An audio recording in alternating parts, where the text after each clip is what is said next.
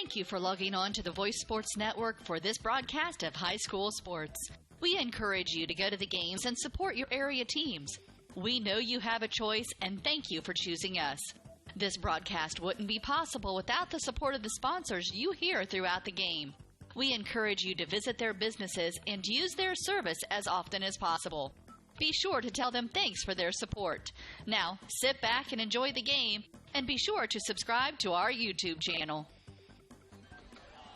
Good evening, ladies and gentlemen, and welcome to Leo High School for tonight's game between the visiting Bellmont Braves and your host, the Leo Lions. On behalf of Leo We High welcome School, you to tonight's action on AllenCountyVoice.com.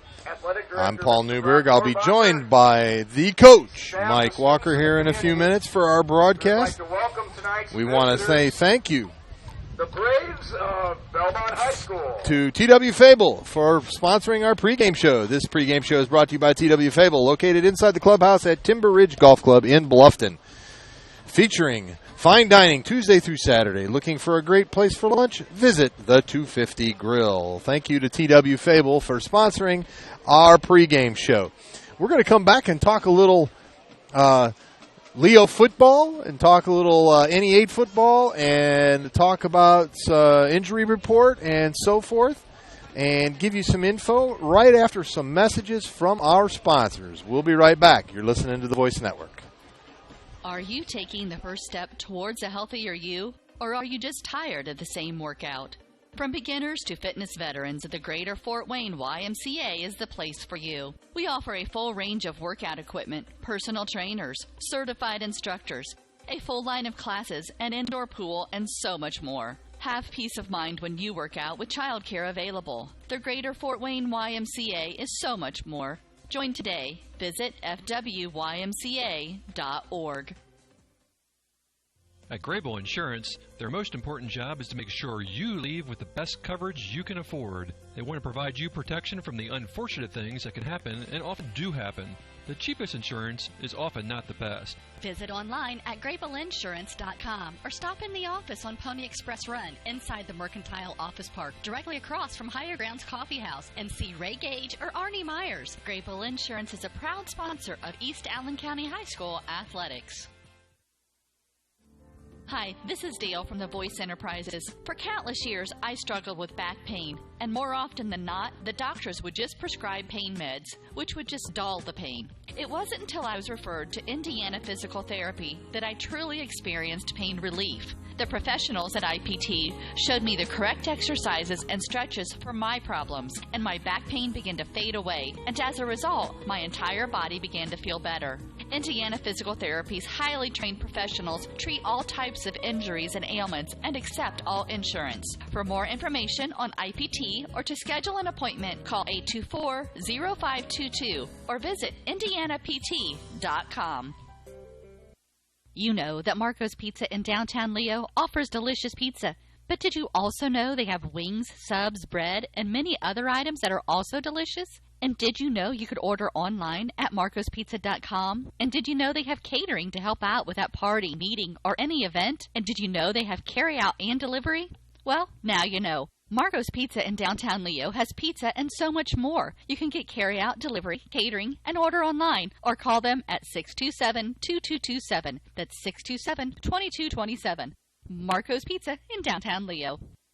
It took Subway restaurants to do flatbread sandwich great, fresh roasted until its flavor reaches the towering peaks of Mount Delicious. You may have had other flatbread, but once you sink your teeth into this appetite-busting mountain of flavor, you'll know this is the real deal. Get any of your Subway favorites on our full-flavor flatbreads and let your taste buds sink into the delicious depth of goodness. Subway of Bluffton, eat fresh with 2 locations to serve you in North Main and inside Walmart.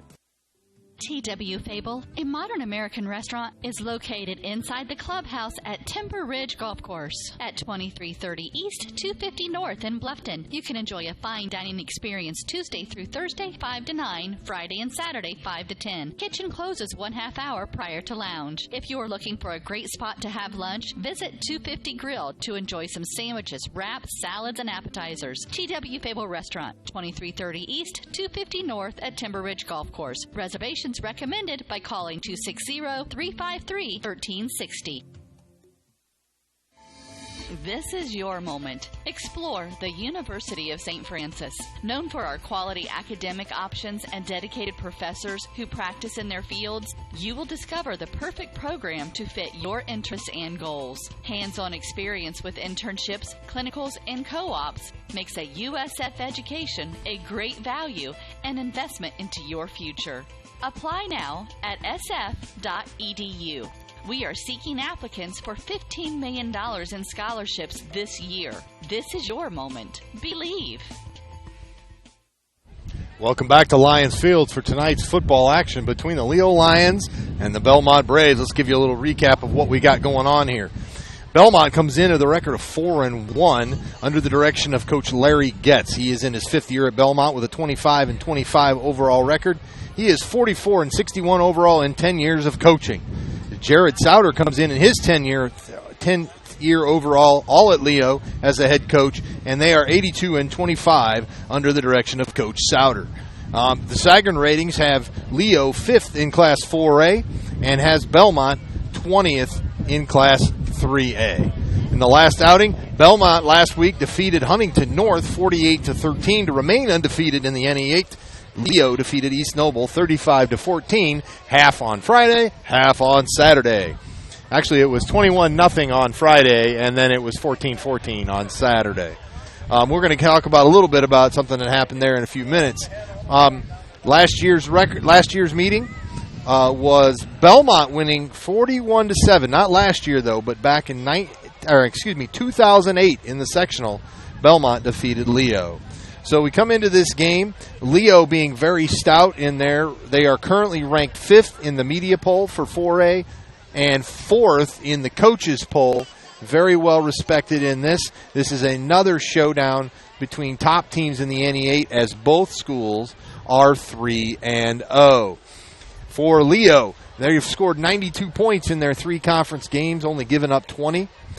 They're 191-41 overall in terms of points and opposing points. Just as strong of a defense coming in here in Bellmont.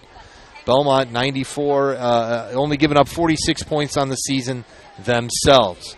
All right, so that is a little bit of a look there. Actually, if you look at the defenses in 4A, Leo is the top defense in 4A football, only giving up 8.2 points, whereas in 3A, Bellmont is the number 5 defense, only giving up 9.2. So, Coach, we got a battle of defenses tonight. Yeah, and you kind of expected that coming in. Again, looking at both defenses, they're stout. We've seen Leo a lot here this year. We haven't seen Bellmont, obviously. But Leo, you know, they got a couple touchdowns scored against them last Saturday, Saturday because of the double day game there because of the Lightning postponement. But they kind of came out, they came out with that 21-point lead on Saturday, and I kind of had a feeling that might happen to them. They came out a little bit flat. East Noble punched them in the mouth, woke that defense up, and that defense shut them down after those 14 points. So they had a really nice second part of that second day of game, did the Lions defense. Other than that, the Lions defense has really been unbelievable. Yeah, and if you look at the stats, East Noble had the most prolific offense in the conference until last week when they only got 14 against Leo. Their defense has been shutting down people all season. I think the starting defense has only given up 3 scores. I think the reserve defense has given up 3 as well. So it's been a very, very stout defense. Now, the Leo offense has been a little bit better than the Bellmont offense, averaging about 10 points more a game, maybe a little bit less than that. But the Leo offense took a little bit of a hit this week. In the first play I think it was the first play on Saturday, is what I was told. Senior quarterback Craig Klopfenstein went down with a broken collarbone, and he's expected to be out 4 to 6 weeks, which basically is the end of the regular season and into tournament play.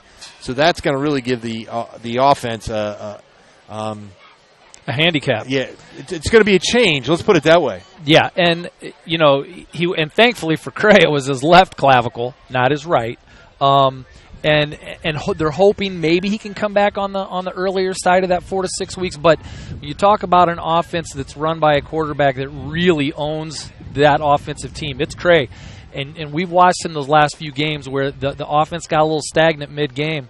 and Cray took things over on his own. He put the whole team on his shoulders, and a lot with his legs, a lot with his arm too. But there were some times where they had to have a first down, and on some quarterback keepers, Cray fought off tackle after tackle after tackle and really gained some much-needed yardage to pick up some quality first downs that really turned some games around.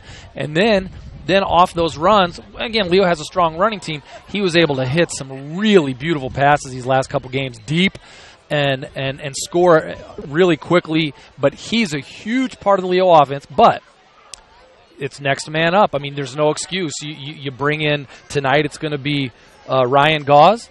And obviously, it's going to be his first start this year, so he's got a little bit of time in at the end of some of the mop up time for the Lions. But this is going to be a new thing for Ryan. The team's going to have to step up defensively and offensively.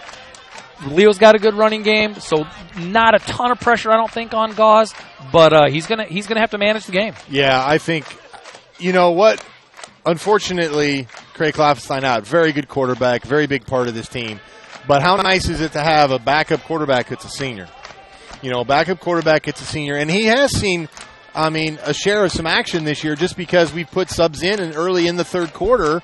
And being a senior, he's gotten to play when the game was out of reach already and gotten some time. Now, the one thing he doesn't get with that time is a lot of times he doesn't get reps with first-team offense. Exactly. So that's going to be a little bit different. But I think he's got a little bit of, he's not a young quarterback thrown into the Wolves. He's been around. He knows the system.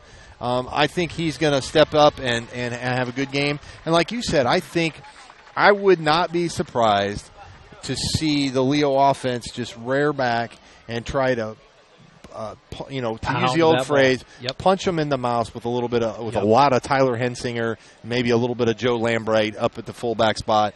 And I looked at, I got a little talking to with Coach Souter, not really live, but kind of an email, and I got some words of wisdom from him and talked, and I looked at some of the paperwork on what Bellmont runs. They run a base 3-4 defense, which kind of looks sometimes like a 5-2. Enjoying the Leo band directed by Mr. Bob we'll take a break here real quick.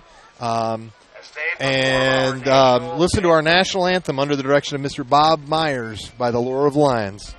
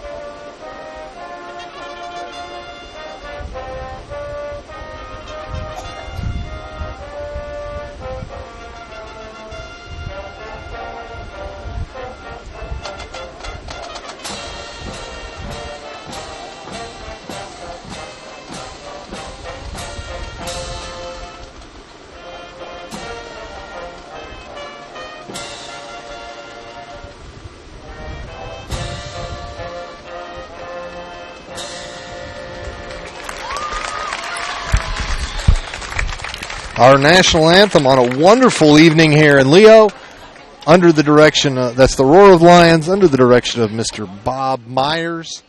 Thank you to them for playing our national anthem. And as I was, I can't even remember where I was at, Coach. Talking about Gauze and maybe some running game. Oh yeah. With that 3-4 defense and kind of some of the strategies I heard that doing a little scouting on the Bellmont side, how they do it.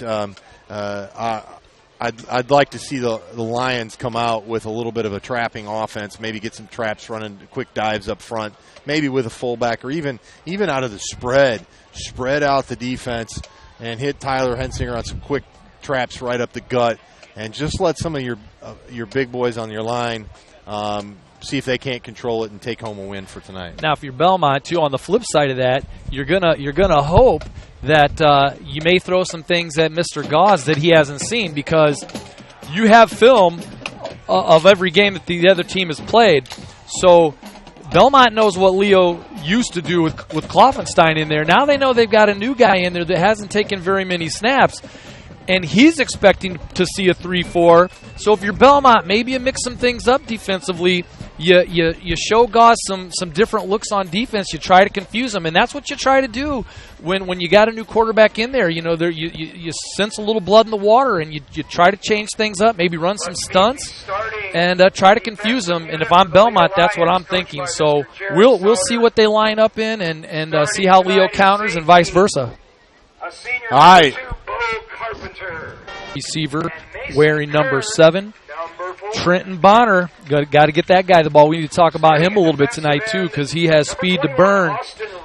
Trenton Bonner, wearing number 12, playing wide receiver. You got Tyler Hensinger. We talked about him a little bit, wearing number 15, senior running back. And that brings us down to the big guys. We got Brennan Zeisloff wearing number 52. He's a junior. We've got Juwan Allen wearing number 54. He is a senior. J.T. Winglikowski is a junior offensive lineman wearing number 55. John Heath wears number 60. He's a senior. And we've got Chase Walters rounding out the Leo starting lineup wearing number 61. He is a senior as well. All right, we're about ready for kickoff here at Lion. Thank you for listening to the TW Fable pregame show. The pregame show was brought to you by TW Fable, located inside the clubhouse at Timber Ridge Golf Club in Bluffton, featuring fine dining Tuesday through Saturday. Looking for a great place for lunch? Visit the 250 Grill and BVG with a kickoff. Gunton's kick is away. Deep, and it's going to be a touchback into the end zone. We got a little wind out of the east, actually, a little bit out of the northeast, if you will, which is an unusual wind direction. And BVG, Ben Von Gunton, kicks it into the end zone, and Bellmont will take over on their own 20-yard line. We've talked about the weapon that Von Gunton is for the Lions. He's got a big leg, and you don't see a lot of kickoffs in high school with the wind or not with the wind going into the end zone and not being playable. So big weapon for Leo. Bellmont with 2 running backs, 2 wide receivers. A little option to the left side, stuffed up the middle. Number 5, Caleb Hankinson. Give to the fullback, Caleb Hankinson. Brought down by Elwood and Walters. Elwood getting the start at linebacker, or excuse me, I think Elwood actually getting a start at defensive tackle. A freshman starting at defensive tackle for the Lions. That's unusual because, normally when you're a freshman, you just don't have the size, you don't have the weight to play that position. So that's good to see. He's very, very strong and very quick for his size. Another run up the middle. Got about 3 or 4 yards. It's going to bring up. We're going to call it 3rd and 4. Hankinson again on the carry, number 5. So big play here by the Lions defense, Coach. You kind of want to come out and maybe 3 and out them right away when you know you got I don't want to say rookie quarterback, but you got a guy that's unattested. So if the defense can get a quick stop and get the ball for your offense, it'd be nice right here. I wouldn't be surprised if the other back this time, Jordan Amaker, gets a try with the ball. No, quarterback fakes the handoff, keeps it up the right side, loses a yard. Stopped by Clevis Parker. That was Grant Gutierrez, number 10. Clevis Parker on the stop, and that's going to bring up 4th and 5, and the Lions will kick to number 5, Bellmont will kick to number 5, Gunnar Brown. All kinds of penetration on that play by the Lions. You had 3 or 4 lines in the backfield really before the handoff was, or the quarterback even had a chance to run. And they stuffed him. So nice start for the Leo defense. I believe that's number 20. I'll have to look again. Oh, off the side of his foot. The punt by Shinneberry was partially blocked, they said. I think he just kind of got off the side of the foot. And it's at the Bellmont 40, so a 15-yard punt, and the Lions have great field position here. Yeah, I don't think that ball was blocked either, Coach. I think the punter looked and saw 3 Lions again coming pretty much untouched through the line, and he took his eye off the ball, and he just shanked it off the right side of his foot.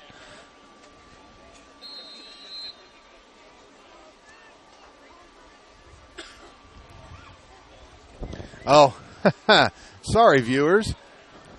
Let me. There we go. Thank you. I just got a note from a loyal listener. Thanks, Jen, for giving me the heads up that I had the logo in the middle of the screen, missing a little bit of the picture there. Yeah, rookies, what do you do with them? Hinsinger on that first run there, not much room. Actually, I think a little loss of almost a yard there. So the Bellmont defense up to task on the first offensive play by Leo. Lions come out. 2 wide receivers. Gauze under center. Little counter action. Hensinger off the right side.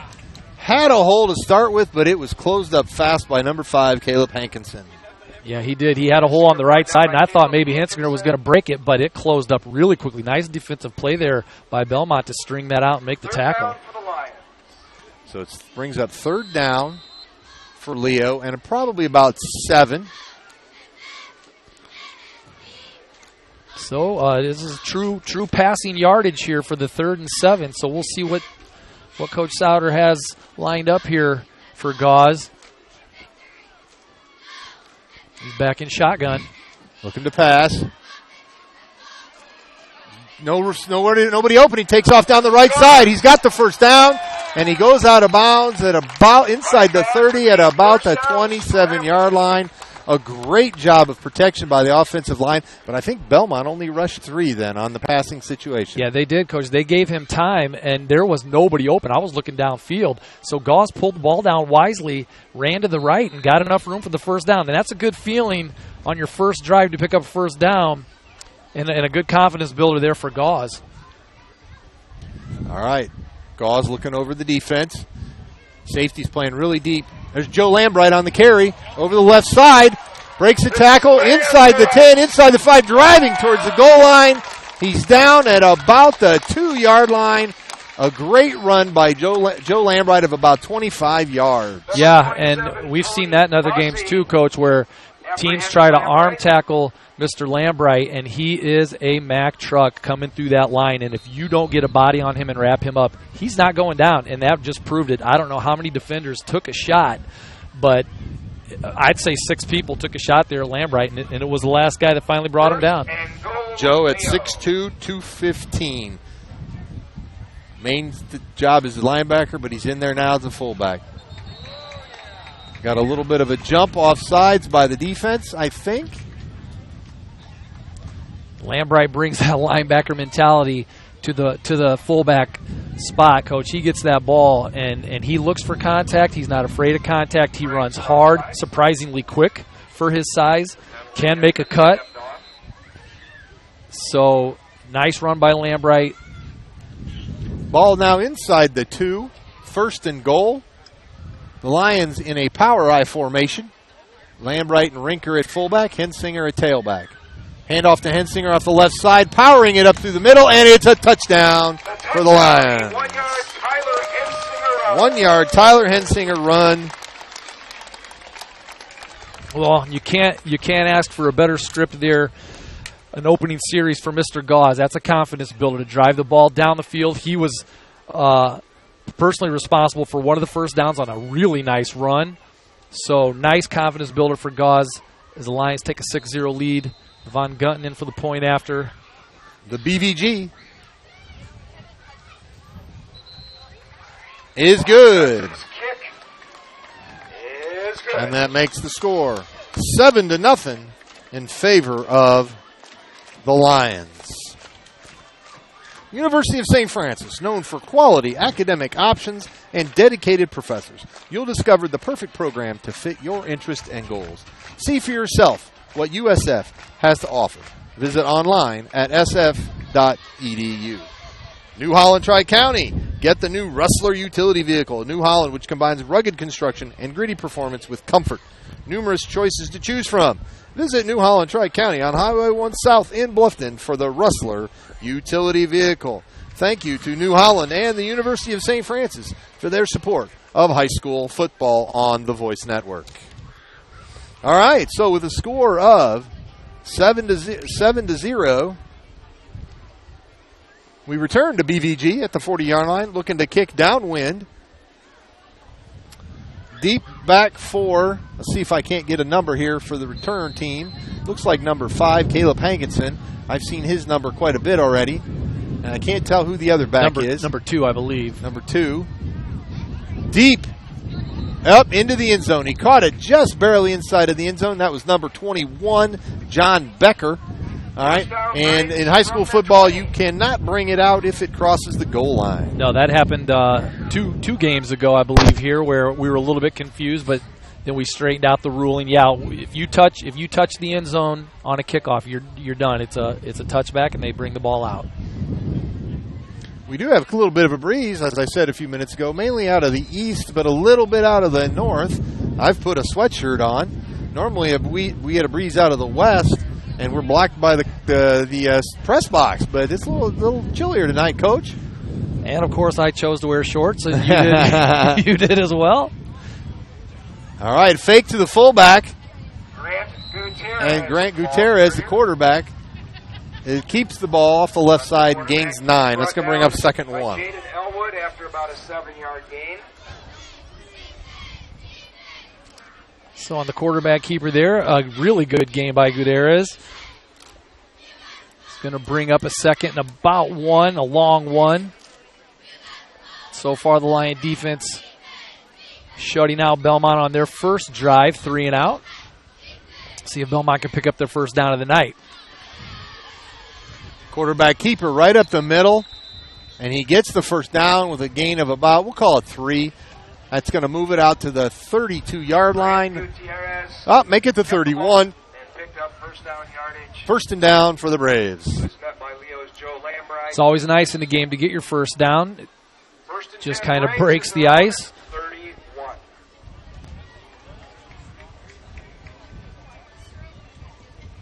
All right. Bellmont, their typical 2 wide receivers to one side. Pro set in the backfield. Gutierrez under the center. Hands off to the fullback. I believe that was number 2, Jordan Amaker. Jordan Amaker. Amaker. There you go. Tommy Amaker. Yep, there you go. Amaker. My apologies to any of the Bellmont fans that might be listening. And we had a face mask. Leo penalized for face mask. That's a big penalty early in the ballgame. That's going to be 15 yards. Oh, incidental. So it's only going to be 5. I thought I saw a personal foul signal, but incidental. That's one that I always have to remind myself every year on is does high school have that rule and differentiating between incidental or actual personal foul? High school, college, and the NFL, they kind of go back and forth on that year in and year out, so it's kind of hard to keep track. Quarterback keeper by number 10, Gutierrez. Gutierrez dropped in the backfield. Dropped in the backfield for a 1-yard loss. That's going to bring up 3rd and 3. So not a lot of room to roam there that time for Gutierrez. Clevis Parker making a good stop. Pardon me, that's going to bring up 2nd and 3. Yeah, with that penalty knocked off one of the downs there, so 2nd and 3. Hand off to the fullback, Hankinson. Nice run by him off the left side, across midfield into Leo territory to the 47. That's a big boy there, and he pulled a lot of lines along with him, so that's the kind of guy you want to hit low. You don't want to grab high. A couple lines did grab him shoulder pad level there, and he took him for a ride, so...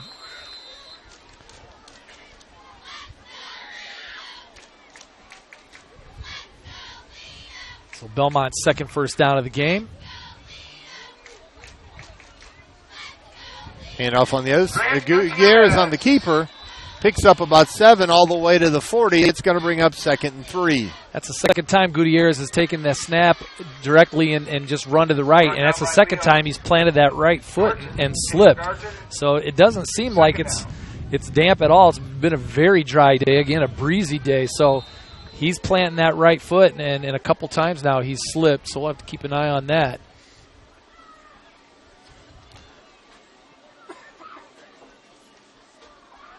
Gutierrez keeps the ball again. Grant Gutierrez. Going to be just short of the first down, 3rd and 1.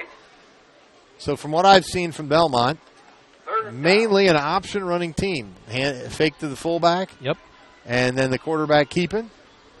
We have not yet seen a fake to the fullback, quarterback keep, and then a pitch to a back going the other way or coming around the outside. The backs are running that fake out, so you think that might happen later. It does look like that's one of their options.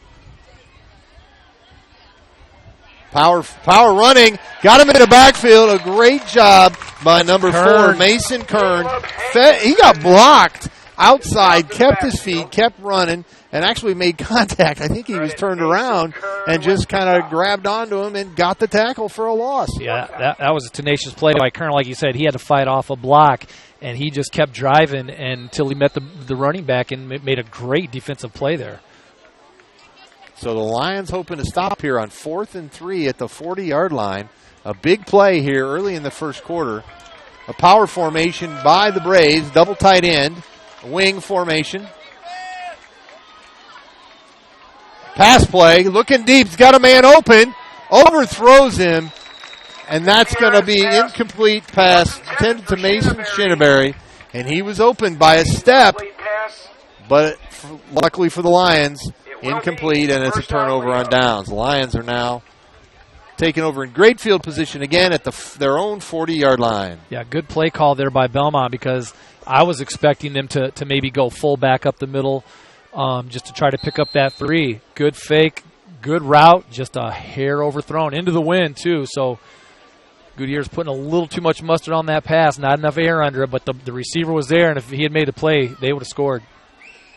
So the Lions take over, come out in their spread formation. Hand off to Bonner on the jet sweep. Oh, and a great play by number 5, Caleb Hankinson. Reading that play and tackling Bonner for a 4-yard loss. Yeah, and wow. Great defensive play. And you know Belmont's seen the tape now on Bonner, and they know how fast he is. And I wouldn't be surprised if they don't have a spy on him the entire game. And when he goes in motion, they've got a guy that's just going to ignore everything but Trenton Bonner. And that's exactly what the linebacker did on that play and made an excellent play on a very, very speedy Trenton Bonner. Pass out there to Trenton Bonner again. Trying to get him in the ball in space, I believe that was. Yes. A gain of 4. It's going to bring up 3rd and 11. I'll tell you what, I'd like to know what the 40-yard dash time is on Bonner, because it's got to be down there. I would say he's definitely 4.4, maybe 4.35 area. The kid can run. He's just a sophomore, but he can fly. He is an absolute weapon for this Lions team. All right. Trips to the near, single receiver, shotgun for Gauze. Bubble screen to Sauer. Great job in coverage by, I could not get the number for Bellmont, but he stops him for a 2-yard gain. It's going to bring up 4th and 8, and the Lions are going to punt. A couple of great plays there by the Bellmont defense on that jailbreak screen. There was a little bit of room for Sauer to wiggle, but Bellmont closed in on him, and there were a host of tacklers there to make the play, forcing Leo into the punting formation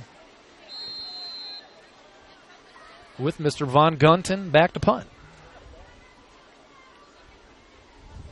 Good snap. Nice punt by Ben. Fair catch called, and it is caught at the 25-yard line, and Bellmont will take over.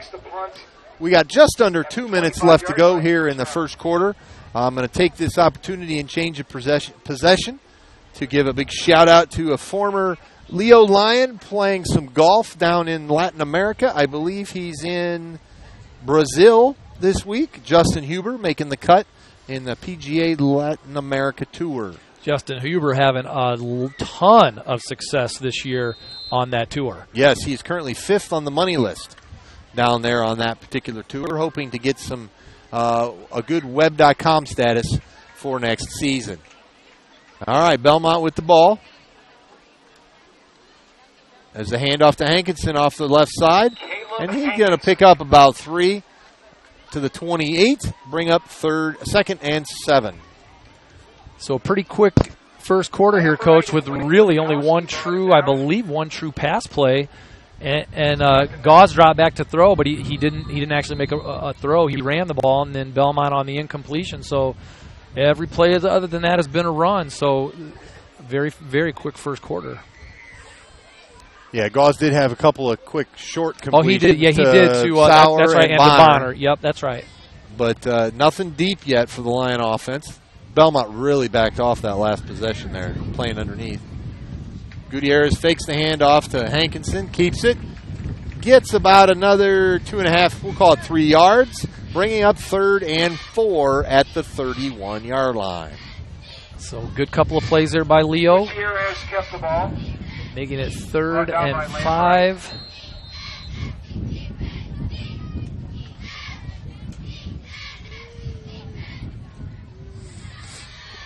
All right.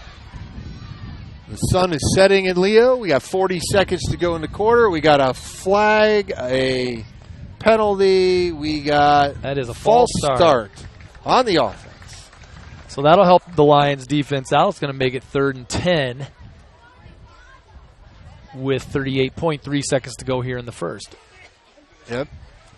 And I'm sure the Lions would love nothing more than to get a stop. Oh, they ran the clock here on the penalty.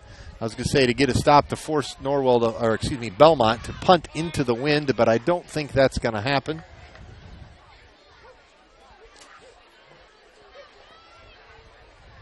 Probably looking to throw here, you would think, is Gutierrez. And just hand like off to that, Hankinson. he hands it off. Out to the 30. It's going to bring up 4th and 5. And I did it again, Coach. It's going to be one of those nights. Belmont's going to be forced to punt. But this is going to take us to the end of the first quarter. With our score, Leo 7 and Bellmont 0. Let's take a break. You're listening to Allen County Voice with Paul Newberg and Mike Walker. Let's take a break and hear from our sponsors. Are you taking the first step towards a healthier you, or are you just tired of the same workout? From beginners to fitness veterans, the Greater Fort Wayne YMCA is the place for you. We offer a full range of workout equipment, personal trainers, certified instructors, a full line of classes, an indoor pool, and so much more. Have peace of mind when you work out with childcare available. The Greater Fort Wayne YMCA is so much more. Join today. Visit fwymca.org. At Grable Insurance, their most important job is to make sure you leave with the best coverage you can afford. They want to provide you protection from the unfortunate things that can happen and often do happen. The cheapest insurance is often not the best. Visit online at grabellinsurance.com or stop in the office on Pony Express Run inside the Mercantile Office Park, directly across from Higher Grounds Coffee House, and see Ray Gage or Arnie Myers. Grable Insurance is a proud sponsor of East Allen County High School athletics. We're back, and there's the punt by Norwell. Oh, a booming punt by Shinneberry. Drives number 2, Bo Carpenter, inside the 20. He brings it out to the 30, about a 13-yard punt return there. But a beautiful punt by Shinneberry, driving it deep. So the Lions take over after we're going to call that a 45-yard punt. The Lions take over at the 30-yard line. Yeah, so far the kicking game for both teams with that wind at your back has looked pretty good. So getting a little bit of aid from Mother Nature and really helping both kicking teams. So Leo offense looking to get out on track again. Bonner in motion. Gauze with the keeper. No gain there. Good job by the linebacker, number 20, Mason Shinneberry, staying home and making a tackle. Yeah, again, we've talked about the defense, and Bellmont has a good one. So, I missed that. I didn't catch that. Evidently, that was Bo Carpenter taking the snap and a little bit of a wildcat. Okay. Hensinger in the backfield. Yeah, Carpenter wears number 2, so it's kind of tricky. Gauze wearing number 3. Yeah. Under center, handoff to Hensinger off the left side. And he gets out. Oh, he gains about 2. It's going to bring up 3rd and 9. Well, so far I'm pretty impressed, Coach, with Bellmont able to keep the edge there, because most of the games we've seen this year with the Lions, they've been able to get to the edge and make a ton of yards that way. So far Belmont's able to close that down, stay wide, and track down these Leo backs and quarterbacks. Well, I can tell you right now who I know Bellmont, who their guy is. That's number 5, Caleb Hankinson. Yeah, he's all over the field on the defense, and he's carried the ball many times already for the offense. He's an integral part of this team. Goes back to pass, looking over the middle. Great defense there by number 27, Tony Bussey, a 5'9" junior linebacker, trying to hit up with, I believe that was Zach Sauer, or was that Austin Rinker? I couldn't tell, Coach. I was looking through the viewer there, but that's another good defensive. Joe Lambright. Another good stop by Bellmont. So they're forced to punt. Yeah, Leo looks like they're just trying to find their niche with the new quarterback in there. All right, just haven't quite found it in live game action. All right, so BVG back to punt. Low driver gets a good bounce. It's going to take a Leo bounce, and inside the 30 down to the 28-yard line, where Bo Carpenter downs it, and the Bellmont Braves will take over. If any of you happen to be listening that know Coach Walker or myself, please feel free to holler at us with a text message or a tweet so that we can kind of keep track. I'm going to start trying to pull up some scores from other games on Twitter. I tend to get some scores there.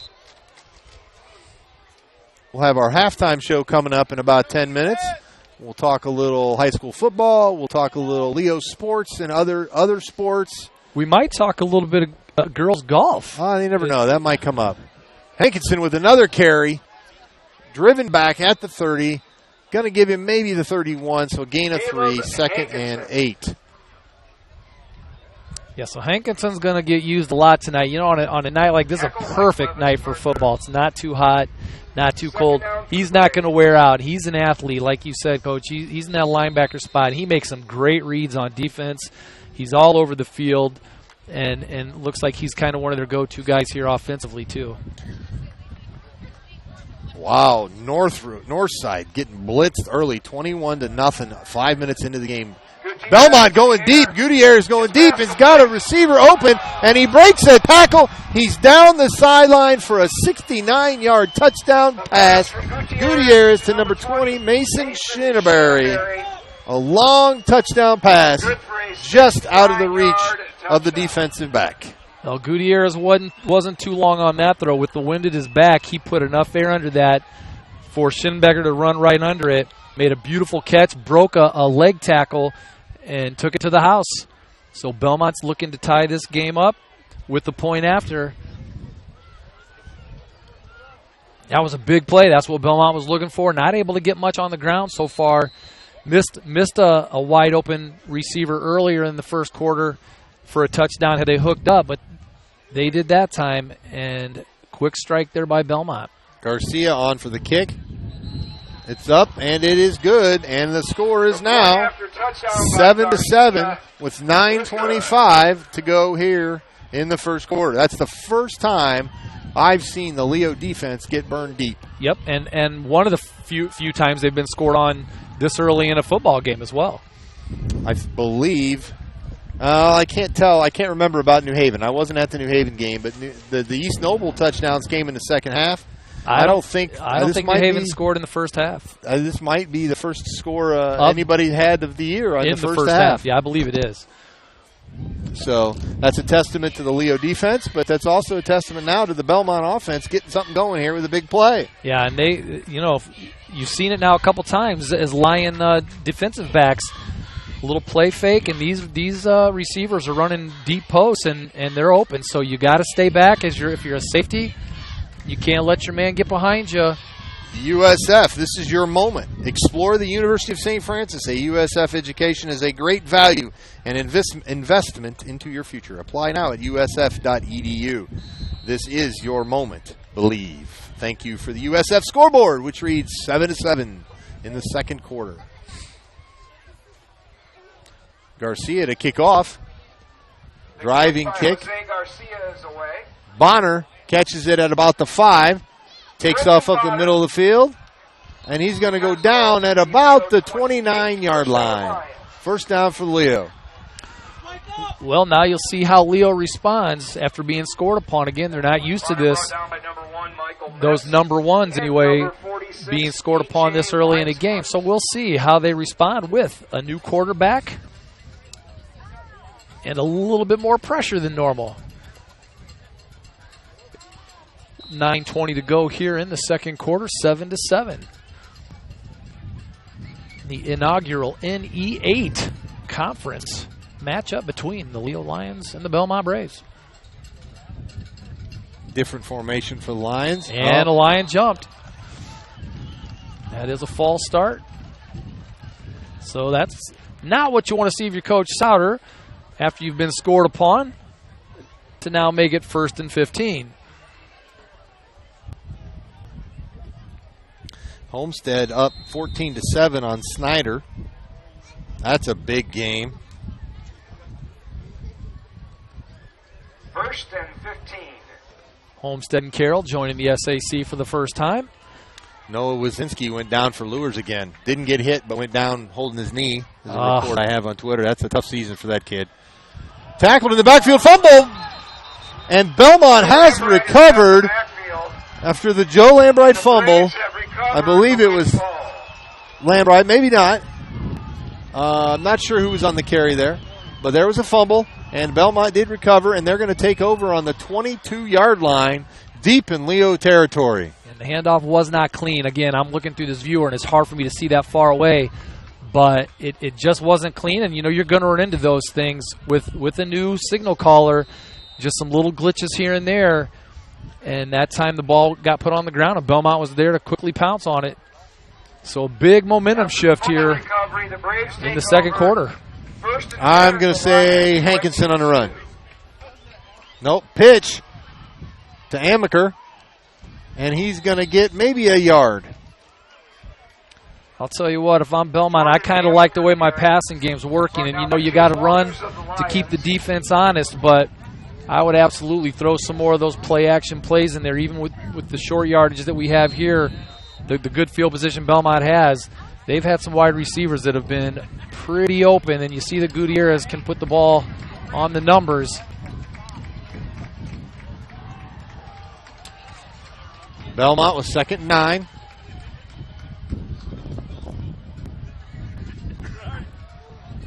Gutierrez with the keeper. Down to about the 12-yard line, close to another first down. And I believe they're calling a first down. Boy, it's close. I think they're going to measure. Nope, they're going to wave them down. So that is a first down. First down. It'll on be the keeper. 1st and 10 at the 11. As Bellmont looks to punch another one in.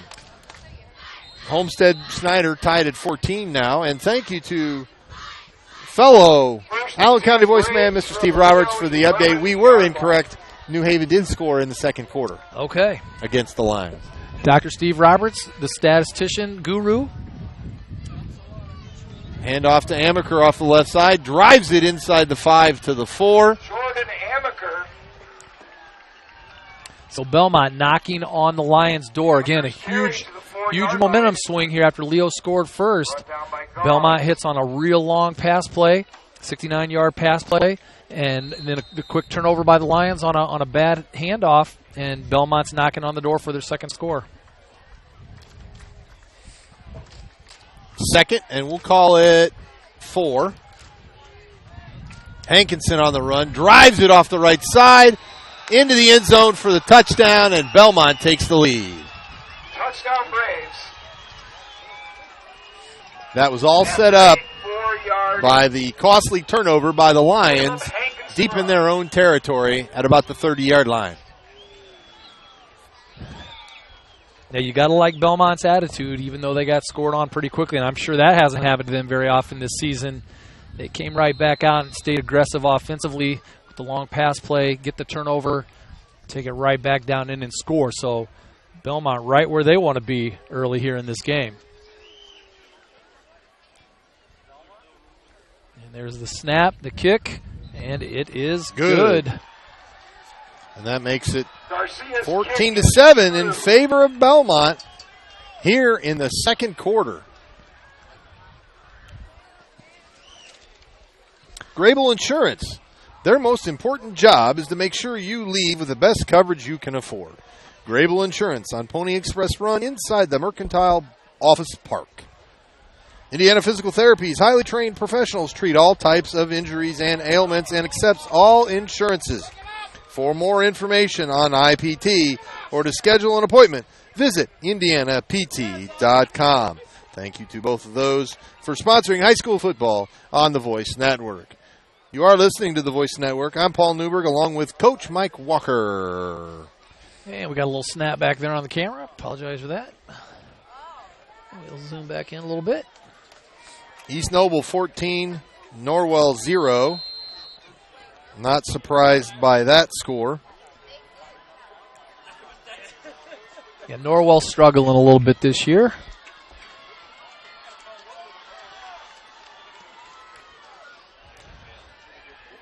Kick over Bonner's head by Garcia, and that's going to be a touchback.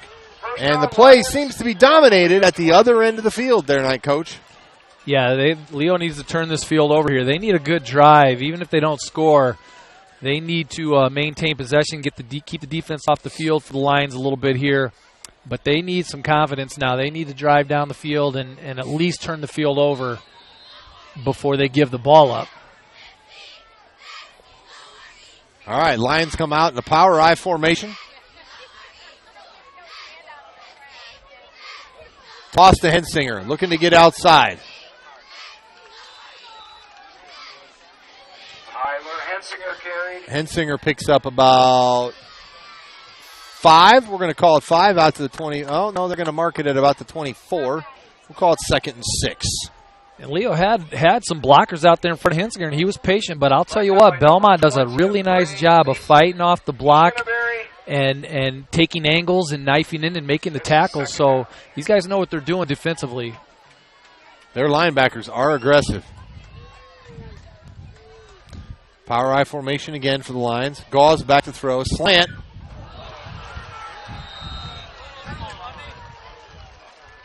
Intended receiver there was number 25, I believe, Tyler Kilgus. A good defensive play by number 21, John Becker. Tyler Kilgus was the intended receiver. Some of the Leo faithful wanting the call there, but I think that was a really bang play. It was a pretty nice defensive play. So brings a 3rd down up for the Lions, 3rd and 7. It was a nice play call. It just didn't hook up. Lions come out. I think this is a big down for Leo. Need to get a 1st down to get a little momentum going.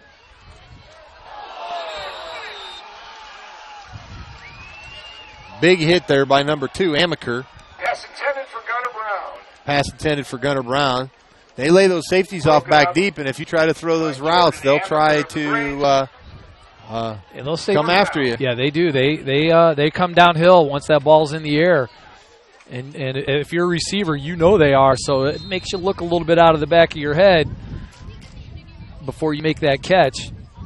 These Bellmont Braves look like they know how to hit, and they kind of enjoy contact. So far I'm pretty impressed with their defense.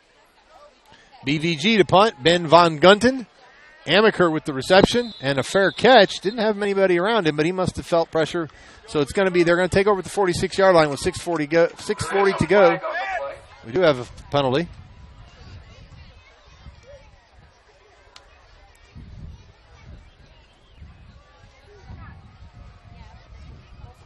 Must be on the Lions because they're asking for a Bellmont.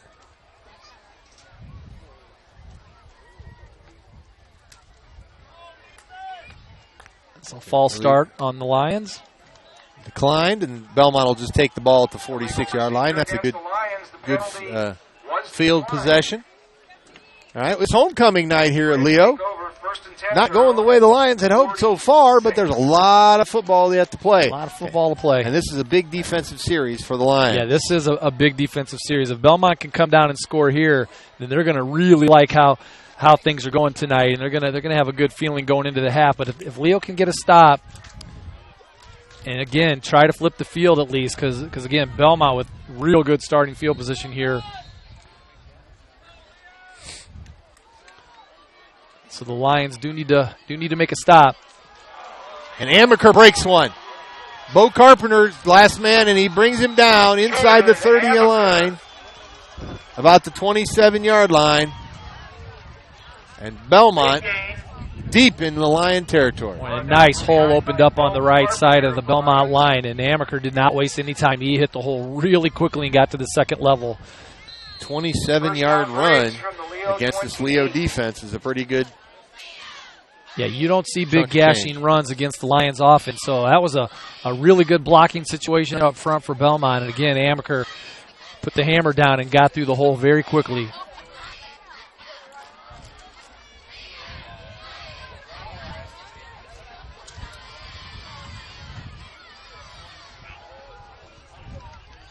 Hankinson on the carry again. Picks up about 5. Going to be 2nd and 5. Brought down by Joe Lambright. Again, even though it was a pretty good defensive play by Lambright, Belmont's picking up 5 yards here on a carry. That's a good pickup on first down. So leaves them 2nd and 5 with the ball on the 23 with 5:42 and counting to go here in the second quarter. Need a big stop here by the Lions defense.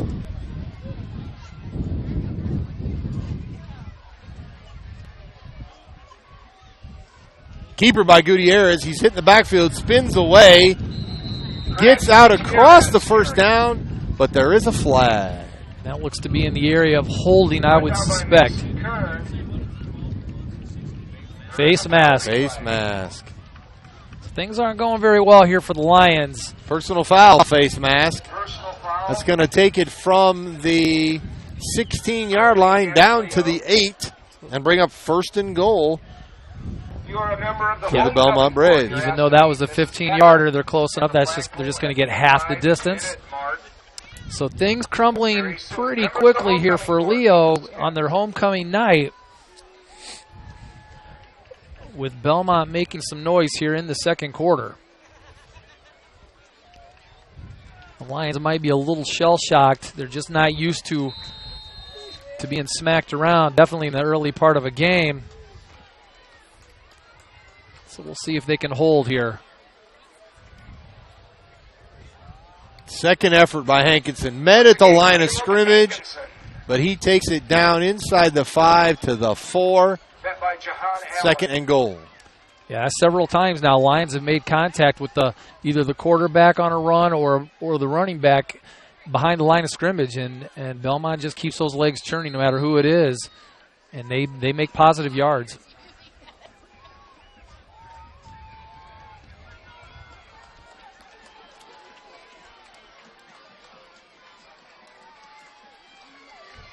Keeper by Gutierrez up the middle.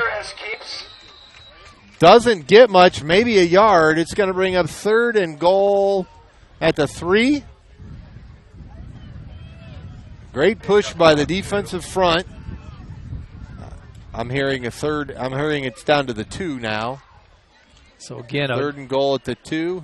Another big play here defensively by the Lions to stop Bellmont. You kind of think Belmont's going to go for it. 3rd and goal from the Leo 2. Although their kicker looks like he knows what he's doing with the momentum. 4 minutes to go. Big play here for the Lions defense. Big play. Crowd's on their feet here. Gutierrez stuffed in the backfield and brought down for a loss. Nice play there by the Leo defense. Clevis Parker and Jahan Allen back to the 5-yard line. Yeah, huge play by the Lions defensive line there, and it looks like they are going to kick.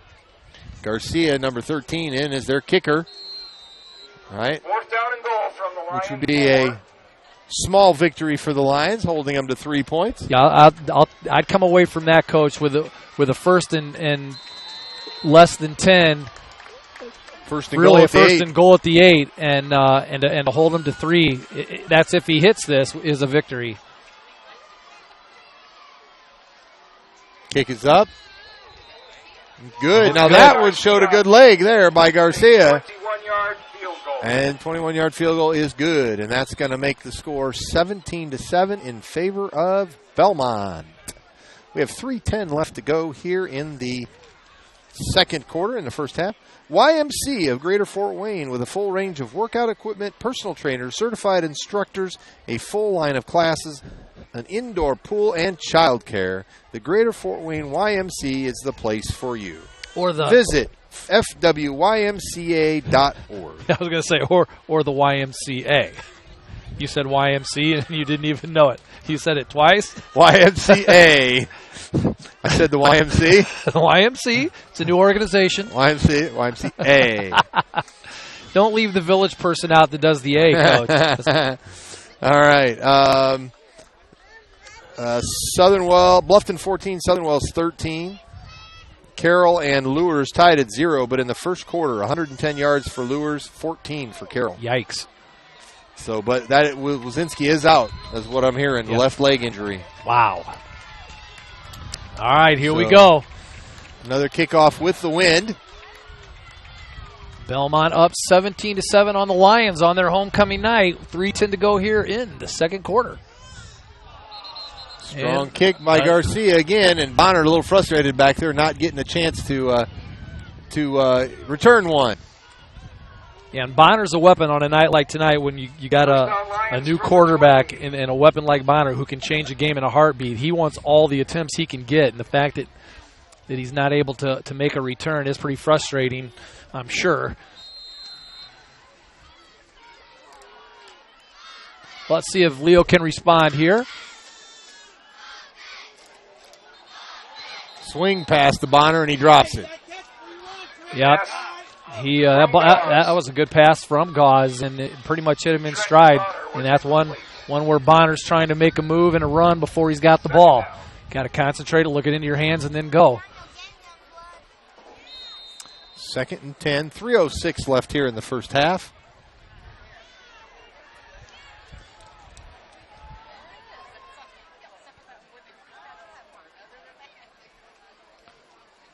Pitch to Hensinger, left side. Going to pick up about 6 yards. We'll call it 3rd and 4. There, Hensinger got the edge just a little bit on a good gainer there. Again, Bellmont doing a nice job of stringing it out and taking a good angle. You know, they've seen tape on Leo, and I think they know that these guys like to get on the edge. So they're playing a little bit maybe wider in their defensive sets and just shutting that edge down a little bit. 3rd and 4, we're going to call it, for the Lions. Run a little option play here, and Gauze tries to turn it in and slips and falls. Mason Shinneberry there on the pressure, and that's going to bring up 4th and about 6 for the Lions. Brought down by Shinneberry. Another slip there by a quarterback trying to make a cut right up the field. There was nothing there. So forcing the Lions to punt. With 2:30 left to go here in the first half.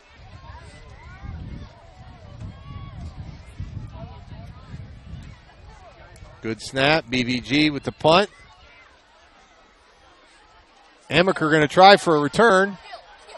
Jordan Amaker Makes one guy miss. Up the middle. Gets another 10 yards and out to the midfield, where Bellmont will take over with 2:20 and another opportunity to put some points on the board before the first half's over. Yeah, with the ball right there midfield again. Bellmont with great starting field position for the 3rd or 4th time here in a row. Leo unable to really turn the field over. And again, give credit to Bellmont on that return. Amaker, there was some contact again, initial contact, and he's able to fight through it, keep the legs churning, and picks up another 10 yards.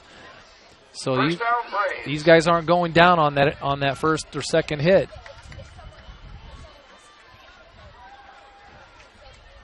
Hand off to Hankinson. Met at the line of scrimmage. No gain. Caleb Hankinson. That's one of the best plays by the Lions defense here lately in the second quarter. So that's a good first defensive play to start off this series with. You definitely don't want Bellmont to score if you're a Lion with 1:56 to go here in the second quarter and maybe put things out of reach.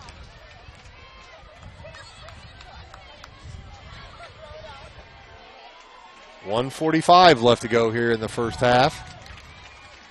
Pitch to Hankinson off the right side, cuts it back, picks up about 2. Austin Rinker there, along with Mason Kern. Tripped up Hankinson after a short gain. Defense waking up a little bit for Leo. I think they also know how serious of a stop this needs to be. So 2 good first plays here. Brings up 3rd and 7, a minute 18 and counting to go in the second quarter. Bellmont up 17-7 on Leo. Looks like Belmont's going to be content just to run out the first half and go to the locker room with the lead. Well, we kind of said that about Leo last week with a nice little reverse to Trenton Bonner. Yep. Better tackle Hankinson. He gets about 6 yards there, and it's going to bring up 4th and 1. Hankinson. It's going to be close to a first down. Lions not stopping the clock, choosing not to. Parker. 4th and 1. So Belmont's going to go for it here, 4th and 1. With 30 seconds and counting to go.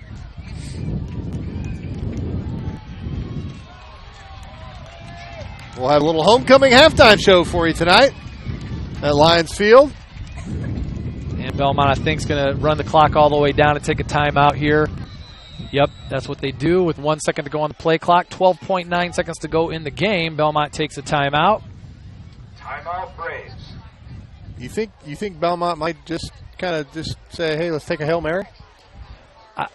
There's no reason not to. That's the kind of coach I am. I'm pretty aggressive. I think there's, you're throwing the ball that far down the field. It would be pretty difficult for Leo to return the ball 100 yards.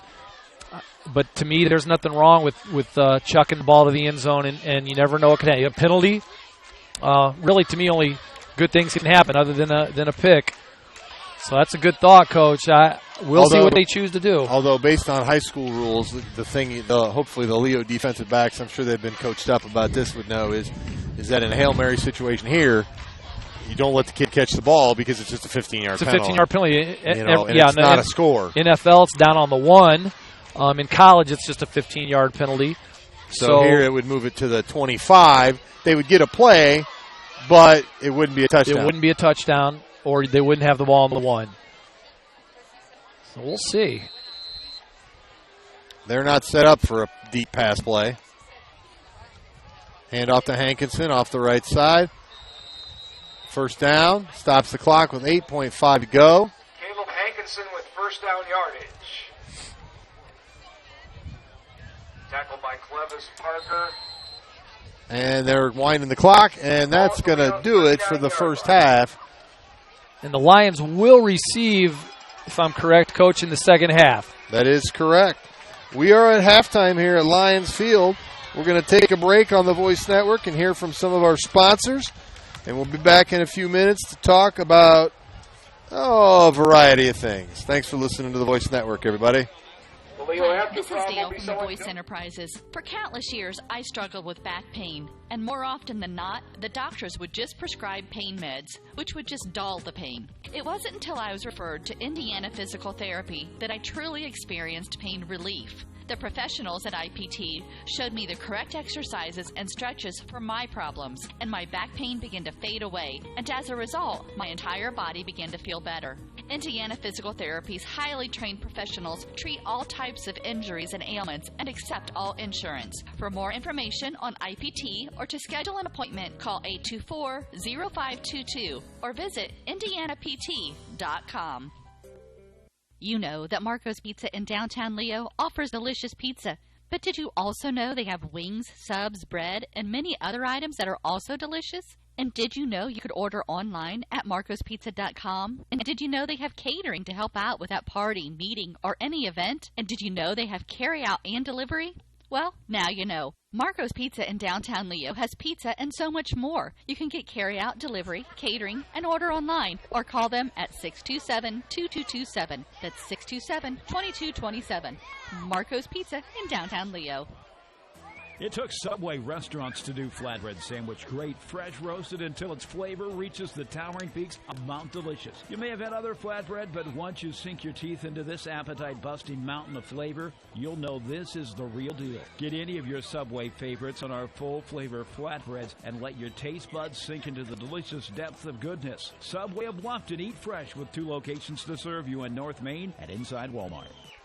TW Fable, a modern American restaurant, is located inside the clubhouse at Timber Ridge Golf Course at 2330 East, 250 North in Bluffton. You can enjoy a fine dining experience Tuesday through Thursday, 5 to 9, Friday and Saturday, 5 to 10. Kitchen closes 1/2 hour prior to lounge. If you are looking for a great spot to have lunch, visit 250 Grill to enjoy some sandwiches, wraps, salads, and appetizers. TW Fable Restaurant, 2330 East, 250 North at Timber Ridge Golf Course. Reservations recommended by calling 260-353-1360. This is your moment. Explore the University of St. Francis. Known for our quality academic options and dedicated professors who practice in their fields, you will discover the perfect program to fit your interests and goals. Hands-on experience with internships, clinicals, and co-ops makes a USF education a great value and investment into your future. Apply now at sf.edu. We are seeking applicants for $15 million in scholarships this year. This is your moment. Believe. All right, welcome back to Leo Junior Senior High, where the Bellmont Braves hold a 17-7 halftime lead over the Lions in the inaugural NE8, where both teams come in undefeated in the conference. Both teams 3-0 coming into tonight. Leo handicapped in a pretty major way, losing quarterback Craig Kloffenstein last weekend. When I say weekend, normally they play on a Friday night, but the game was suspended after halftime, and they had to go back to East Noble. The Lions did to finish the game, to finish the second half. And on the first play of the second half, quarterback Craig Kloffenstein, who is a major cog, obviously, of this Lions offense, took a hit on I think a quarterback keeper and fractured his left clavicle. Thankfully, not his throwing arm, but nonetheless, he's out for, they're saying, 4 to 6 weeks. We're hoping that Craig will be back a little bit sooner than that. But you can see the Lions offense struggling a little bit with their new quarterback, Ryan Gauze, who really, to me, hasn't played a bad game. He's actually made a couple of nice passes. There have been a couple of drops by receivers. Some good defensive play by Bellmont, who is a strong defensive team anyway. But, I'm not going to lay any blame on Ryan. Bellmont, for the most part, has shut down Leo's running game. It's not allowing them to get to the edge like they normally do. But Craig Kloffenstein is a big part of that game, and on some quarterback keepers, and he just kind of knows when to pitch and when to keep on the read option, and then he's also got a great arm. So Leo is handicapped this evening, and but we'll see. There's a lot of time to go here. The whole second half, Leo down 10 points. Leo still has a lot of weapons on offense. So the game not over by any means, and Leo's defense did well there on the last stand, and Leo will get the kick when they come back out from halftime. Normally at this time we would have some stats. Our stat doctor, Dr. Brian Kaler, emailed those or texted those to Coach Newberg, who had to go to the press box momentarily. So he's not here for me to read those stats, but as soon as he comes back, we can give you some first half statistics. Leo, we've mentioned it is homecoming, so we will at least be able to show you some of the ceremony here. Camera did a snapback, so let me zoom back in. So the first homecoming in the new conference. You can hear Professor Yale. So I'll let him do a little of the talking now. Freshman representative Ava Young. Ava will be followed by our sophomore and junior representatives, as well as our 3 senior representatives. Ava is the daughter of Brian and Lana Young. She's an active member of the County Line Church of God's Youth Group, a member of the freshman volleyball team, participant in 4-H at the DeKalb County Fair. Ava also recently spent 6 weeks at the Culver Military Academy. Her escort is Brendan Schuler, son of Paul, and Amy Schuler. Representing the sophomore class is Abigail Adams. Abigail is the daughter of Chris and Sarah Adams. She is a member of Leo's soccer and basketball teams. Abigail, president of the sophomore class. Her escort is Reed Zimmerman, son of Eric and Robin Zimmerman. Representing the junior class for 2015 is Sydney Tierney. Sydney is the daughter of Jeremy and Laura Tierney. She is a member of National Honor Society, Cornell Lab of Ornithology, and can eat an entire pizza in 8 minutes. Sydney's escort is Chase Hissong, son of Chad and Susanna Hissong. Now our 3 senior representatives, alphabetically. First up is Abby.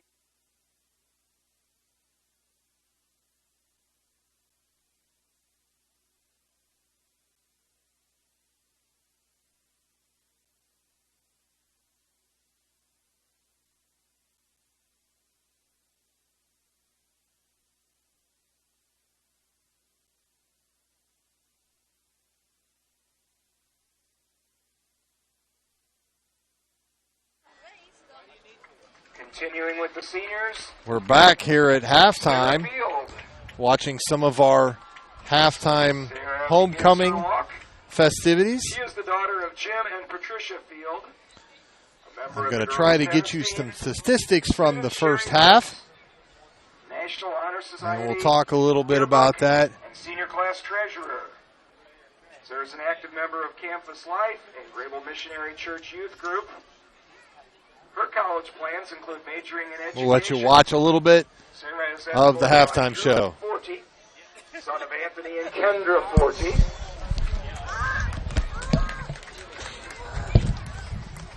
And Natalie Neff. Natalie is the daughter of Rick and Chris Neff. She's a member of the basketball team and is very active in her youth group as well as Campus Life. She plans on studying radiology or foods and nutrition in business, which she will do right now. Congratulations and a round of applause for Sarah Field, the 2015 Homecoming Queen.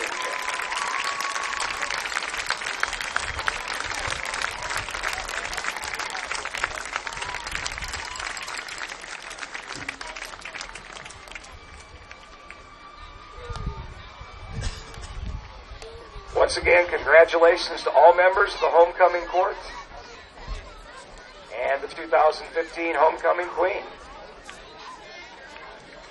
At this time, we ask you to proceed onto the track on the home side for some pictures.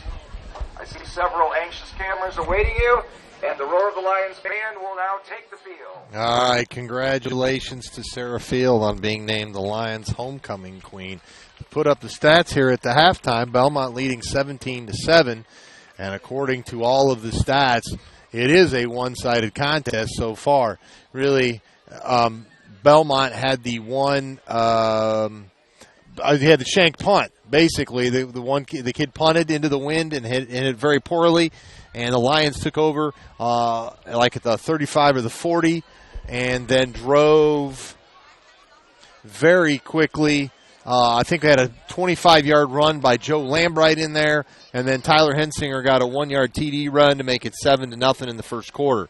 But then the second quarter, all of the action seemed to take place at the far end of the field from us. Big play opportunity here at the 31-yard line of Bellmont. Bellmont drops back, and their one pass completion of the game. They are, I believe, 1 for 1 passing. No, 1 for 2. And they missed on that other long pass play. Yeah, they missed on fourth down, I think it was, actually. Yeah. And Gutierrez to Shinneberry for a 69-yard TD pass and tied at 7-7. Later in the second quarter, before the fumble, they got a 4-yard TD run from Hankinson, and then later in the second quarter, with about 4 minutes left to go, you got a 21-yard field goal by Garcia to make it 17-7. So, I mean, total yardage 46 for the Lions, 194 for Bellmont. And right there, that's really the telling stat, because that also tells you that Leo's defense has been on the field for a majority of the time. I'm sure that's in the stats that Dr. Kaler sent you, the stat doctor. And they have. They've been on the field for a long time. Belmont's kind of had their way offensively with some long drives, and Leo's had a lot of 3-and-outs.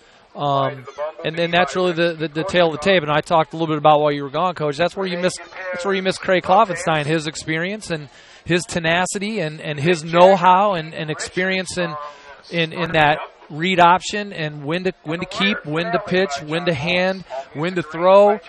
And again, the last couple of games, he's had some really tremendous runs where he has turned the game around just by his 2 feet alone. So a lot of that showing up in this game, but like I said, there's a lot of time left, a whole half, and then Leo's only down 10 points, and they still have some weapons on their side of the ball. Now, the one thing I will say from the games I've seen, I believe this is the third game I've been to. I was at the first half of the East Noble game last week, and then you and I did a game early, Angola. But of the last 3 weeks, that's when the Lions have been truly tested with East Noble, New Haven, and now tonight. I did not see the New Haven game, but this seems to be the best defense. These kids from Bellmont, they play hard. The Hankinson kid, the Amaker kid, the Shinneberry kid, Gutierrez at quarterback, but they come after you. They attack the football on defense. This is a very, very good defense. Well, and again, we talked about, I think the Lions maybe offensively a little shell-shocked, obviously without your star QB, but they're not used to only having 40-some yards here in the first half. They are used to getting the edge when they want it. When you do get the edge, it spreads the field a little bit more, so you're able to hit on some traps, and there's just a little bit more room to run in between the tackles. And then again, you got Craig Kloffenstein, who you never know what he's going to do, and you got play action, and he's able to hit the long ball. So the Lions are a little bit shell-shocked, and without their main cog on offense, it's going to take them some time to feel out this defense, which is very aggressive, very athletic, shutting down the edge, really not giving much room between the tackles. So Leo's going to have to, at halftime, they're going to have to come up with some ideas and game plan and go from there. Yeah, so it's going to be a tough road for the Lions.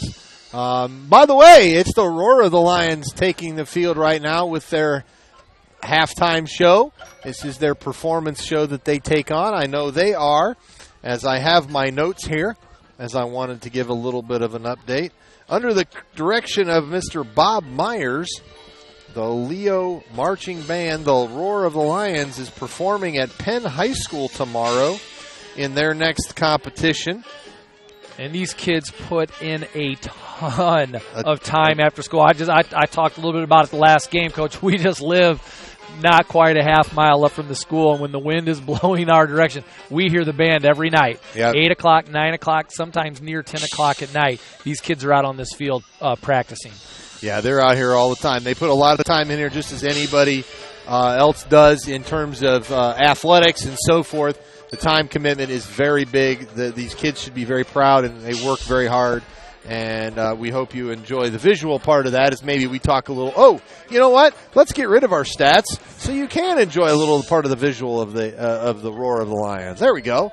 Sorry about that, but we'll do that. While we're talking about this, we are on our halftime show. We're going to say tonight's halftime show is brought to you by Marco's Pizza. We like us some Marco's Pizza. The magic word, Marco's. Marco's. We love the Marco's Pizza here. Let's have our Leo minute, but it might be longer than a minute. Might be longer than a minute. I'll give you a little bit of an update on some of the Leo athletics. I got some reports today from some of the coaches from some of our sports teams and how we're doing. Coach Ryan Waybright has the boys cross-country team. They are moving along in their season. They're having a decent season. And they are in the New Haven Invitational tomorrow. And the boys run at 11. And they have the NE8 meet next weekend at the Plex. So good luck to the boys cross-country team. I'm assuming the girls cross-country team is there as well. I'm guessing the girls cross-country team under the direction of Mr. Jared Minnick. They finish the regular season tomorrow. Oh, no, actually, they are at the New Haven Classic tomorrow. Postseason starts on October 3rd with the NE8 meet and sectionals on October 10th.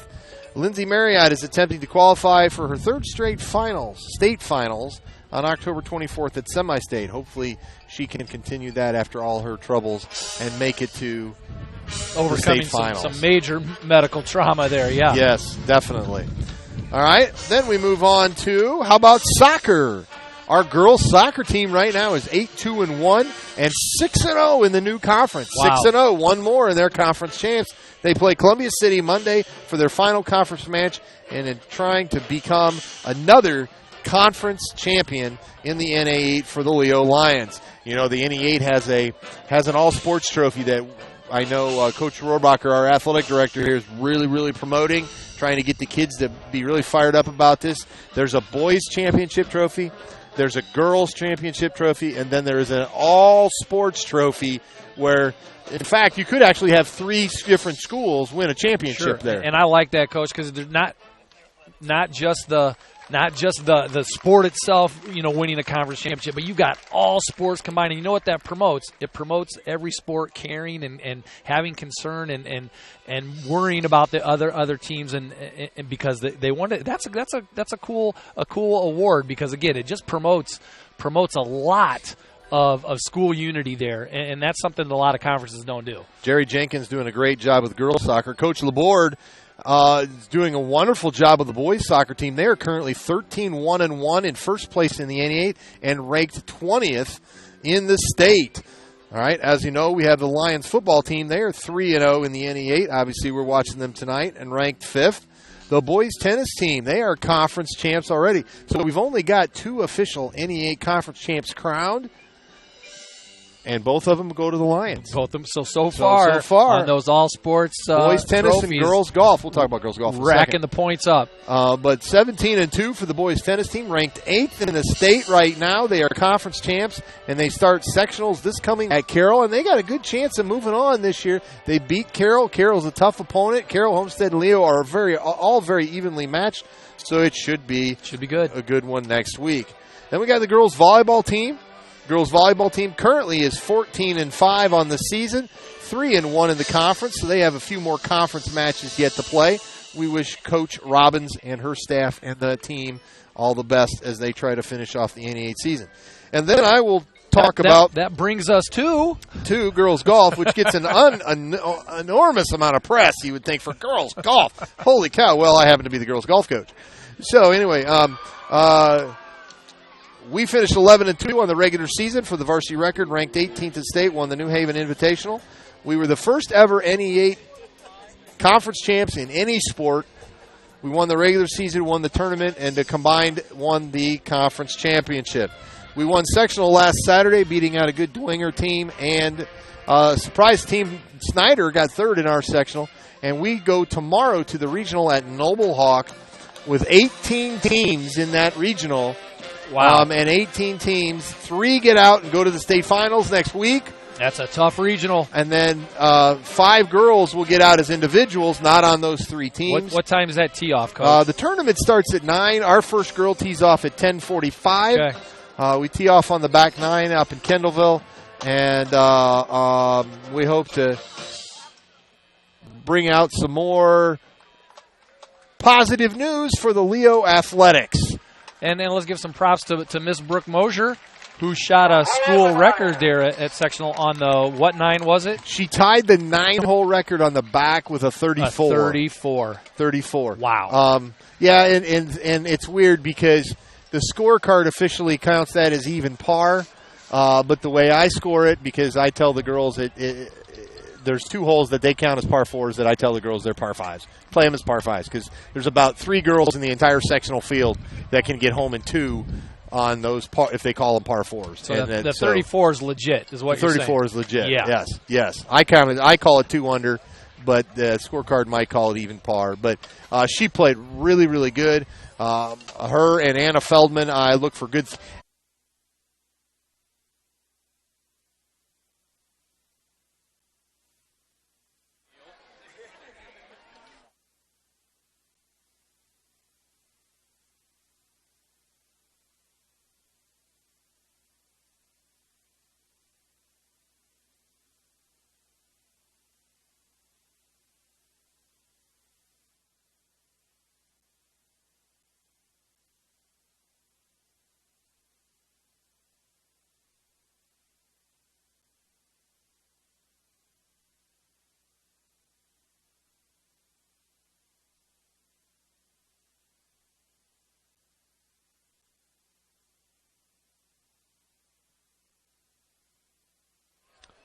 Well, unfortunately, I was trying to play you a couple of ads for us, for some of our sponsors, but I didn't have any luck playing our video clips. I think I have done something incorrectly, and we'll have to get back with the production truck later and see what's going on.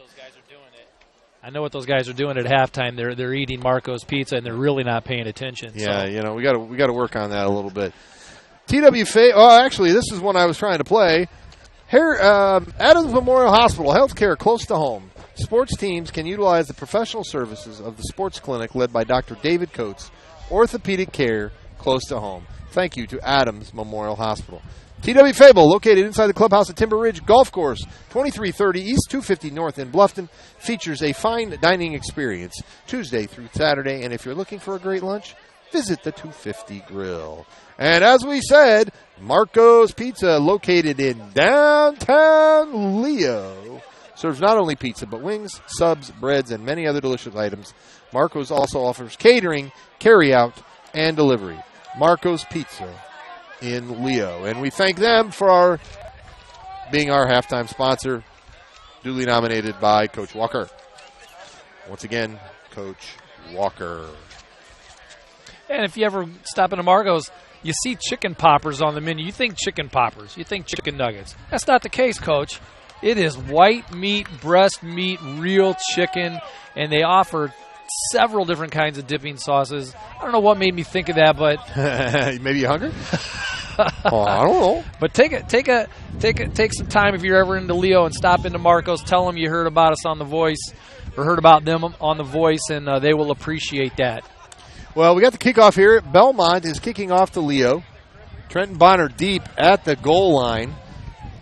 And Bellmont is kicking with the wind. So what that does set up is Leo having the ball with the wind in the fourth quarter. All right, Snyder has a 21-14 lead on Homestead. DeKalb up 20-0 on Huntington North. That's Leo's opponent next week, Huntington North.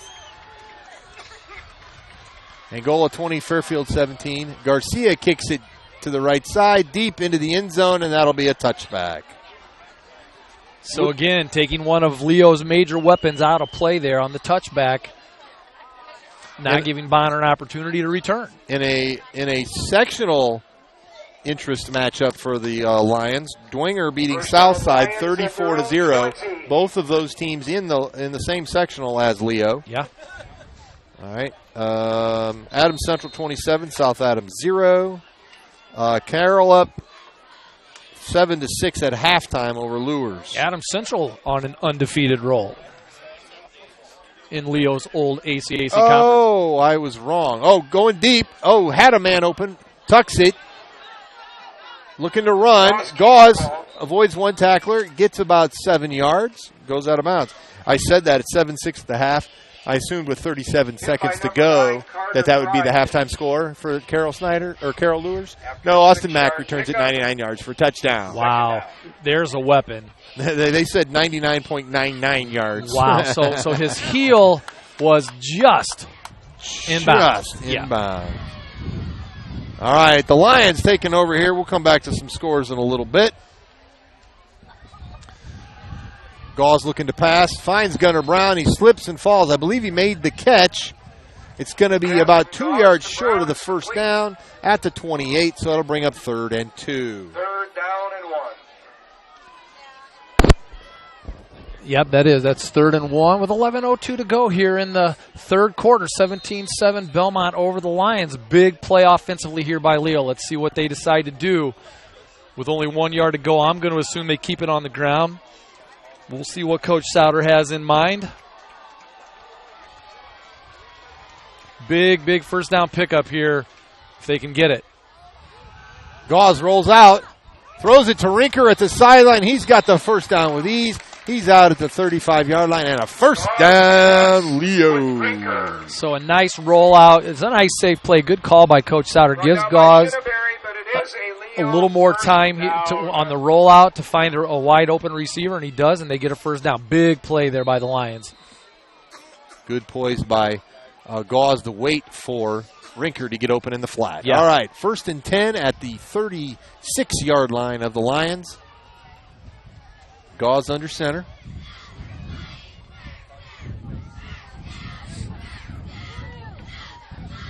Handoff to Hensinger. And he actually probably loses a half a yard back to the 35. Yeah, nothing between the tackles tonight for the Lions. Bellmont's defensive line just does a nice job of shifting and cutting through, finding any gap, and clogging up the running lanes.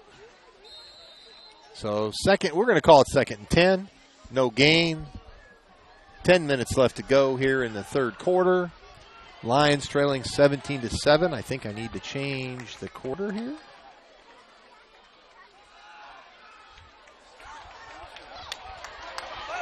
Carpenter around the outside on a little quick pass.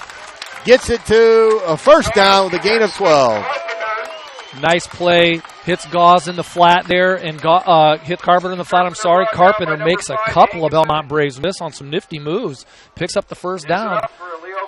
Again, giving Gauze a little boost of confidence. And the Lions team as a whole here on another much-needed first down. Keep the drive going. 47-yard line. That's more passing yards on that play than we had the entire first half. Nice safe plays. Nice safe play calling by Coach Souter. Hensinger on the carry. A nice hole off the right side. Nice little cutback. He's going to get about 9 out to the 44-yard line of Bellmont. 2nd and 1 for the Lions. Again, Coach, not a ton of room there, but Hensinger made a nifty little cut to the right and found another opening. And a nice gainer, 9-yard gain there on that play. I'm sure Coach Lance and Coach Bush had some words for the offensive line at halftime, trying to get them motivated and get them fired up to make some bigger holes.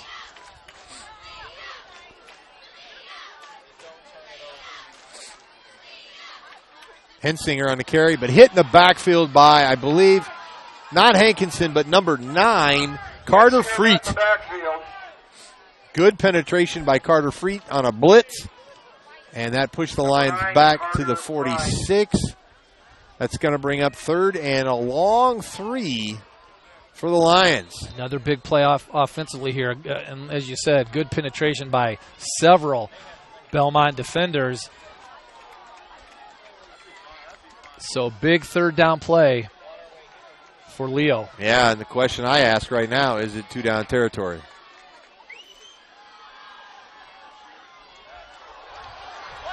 Flag, there we go.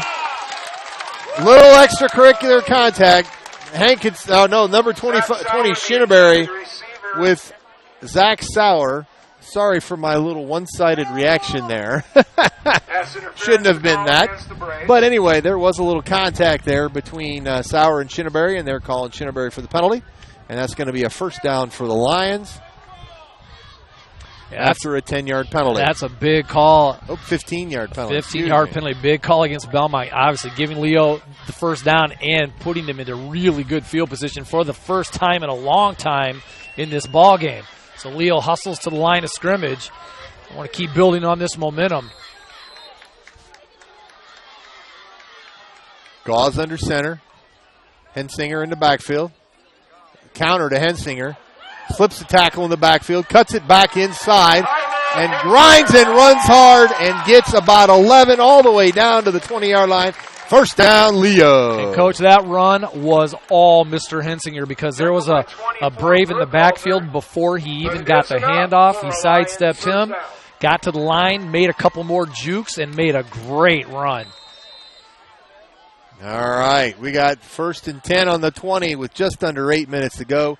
A big shout-out tonight to my little man, Aiden, and my big man, Grandpa John, hanging out, listening to the Voice Network and Daddy on the radio. Actually, I should say the Internet. Hensinger to the right side, cuts it back in the middle. He's got a hole. He's in for a score. A great run by Tyler Hensinger, 20 yards on the carry, and that puts Leo back on the board. Great run by Hensinger and a great opening drive by the Lions. They needed to come out here in the second half, and they needed to make a statement, and they did with that initial second half drive, putting 6 points on the board here, awaiting the 7th by Mr. Von Gunton. So a great statement made there by the Lions. And that kick is up, and it is good. And it's good, and we have a score of 14-17 now. The Lions cut the deficit, and that was the most impressive the Lions have looked all night. But the Lions now have to turn it around and do it on defense. Yeah, very, very impressive drive. Good play calling, some easy passes for Hensinger or for Gauze to complete. And Hensinger with some really fantastic runs. The penalty helped immensely, the pass interference penalty. And Leo, though, takes the ball down on the initial drive here in the second half and scores to put the game within 3. And now the offense is going to give it to the defense and see if they can make a stop.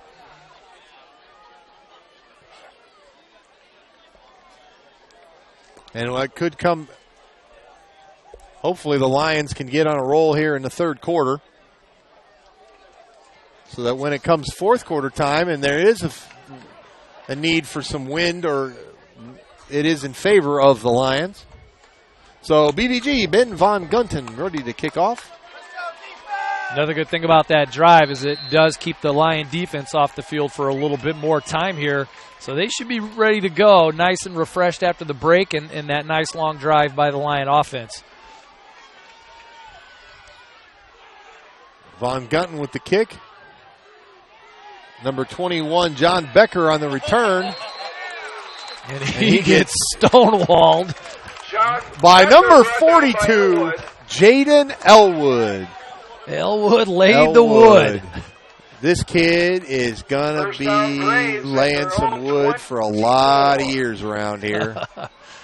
That was a nice, and that's what the Lions needed. Not a good return there by Bellmont. So this is the worst field position Belmont's had, Coach, in a long time, if not the worst field position in the game. So things are set up nicely so far in the second half for Leo.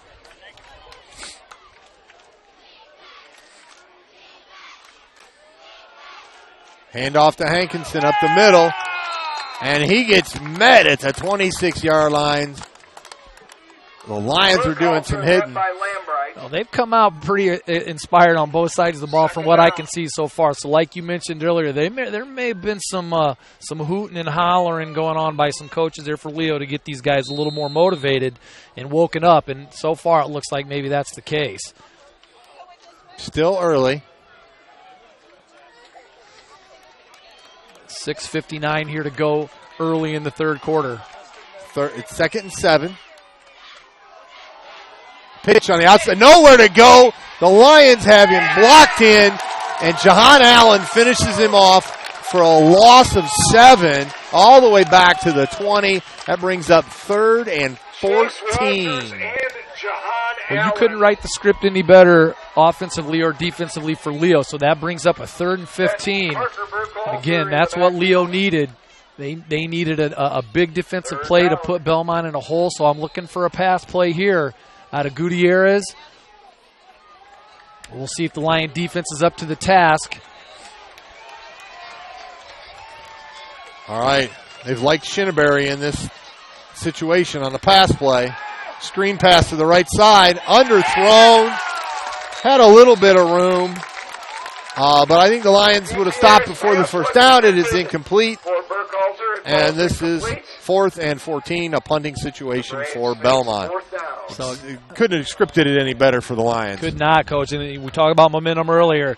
Big momentum swing here early in the third quarter for the Lions, who were taking some punches by Bellmont in the first half, and they've come out. They struck pretty quickly, had a great 3-play stop defensively, and now they're going to get the ball back. Which punter shows up? About middle of the road. Out of bounds. So Shinneberry has 3 punts. He's got one that was a shank. He's got one that he just absolutely bombed, 50 yards. And then he's got this one about 30-yard punt. But the Lions are going to take over in good field position at their own 46-yard line, hoping to put another score on the scoreboard. 6 minutes left in the third quarter. Lions trail by 3. And we got a little bit more interesting of a ball game. Yeah, and the Lions sidelines, you can feel the energy, you can see the excitement. You can also feel it in the stands. the homecoming crowd looking for some action, and they're finally seeing it here in the third quarter. Just seems to be a little bit more energy. You said it right, energy on the field from the Lions. Hitting a little harder, running a little faster. Hensinger with a nice cut to the right side. I think it's going to come back, though, on a hold as he fights to pick up about 7, but it's probably coming back. And it is holding a hold on the offense. And isn't that always the case? Penalties can be a momentum killer. Ask the Indianapolis Colts. Ask my Purdue Boilermakers, who, after you do some good things, a penalty can be a killer. So let's see if the Lions can overcome that holding gaff, which is going to give them a 1st and 20 with 5:52 to go. Here in the third quarter, the Lions down 3. And that's a spot foul, so that's going to be 1st and 22. 1st and 22. Boy, that's a killer, but it's first down, so there's time. You know, an 11-yard run and an 11-yard run, and all of a sudden you got a first down. You know, I got the math. You got the math. Up. I think Coach Souter's taking a timeout. And by the way, Coach, since you brought it up first, 3-0. 3-0. But what? I don't care. I don't care. What I'm going to say is can you name the 3 that they've beaten? Can I name? Yeah, I can name. Name them. Southern Illinois. Who's that? Is that a college? That's a college. Okay. Next. Oh man. Was it Florida International? Yeah. FIU? FIU, Florida right? International. Wait a minute. That's right. Who's that? Hey, they somewhere in Florida. Hey, International. And actually, one of the things I will say is Southern Illinois, when they played them, that's an FBS school. They were a nice football team. They are a good football nice team, football actually. Team. They aren't bad. And that quarterback that last week IU played against from FIU, I think it was last weekend. That's who they played last weekend. That kid was good. Well, I'm giving you a hard time about IU's schedule, but I'm going to give Purdue a hard time, too. There's a reverse to Bonner. Trying to catch up. A nice block there. A good block down the sideline, Bonner. All right, Bonner knocked out of bounds, a 25-yard run out at the 35-yard line. A great block by Ryan Gauze on the reverse. I'll tell you what, you don't often see a quarterback throw a block like that, but on a reverse every now and then you will, and Gauze did. He made the play there by making the block, and you saw the speed by Bonner and a nifty little spin move. But the kid has quicks. The kid can really get the wheels turning, and a great run, great play by the Lions to create a 1st and 10.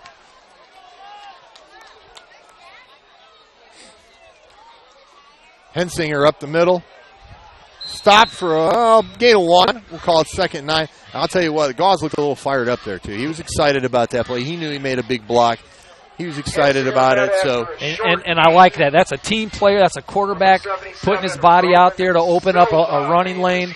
And, yeah, you're right. It got him fired up. So he's into this game, and I like to see that.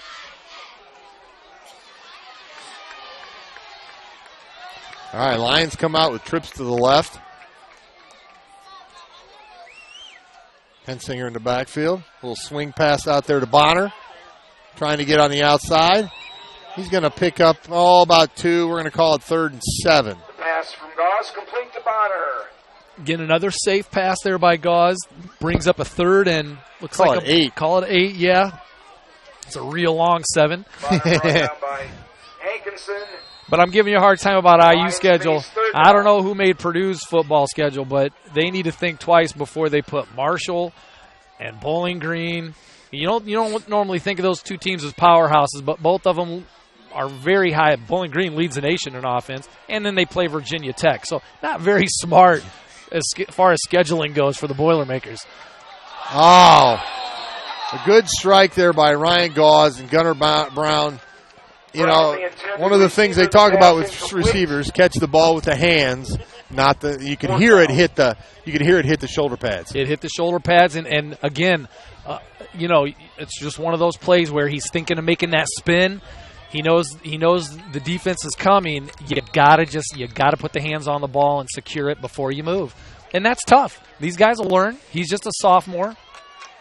So 4th and 8, a big play for the Lions. They're going to go for it here. Need to get inside the 25-yard line.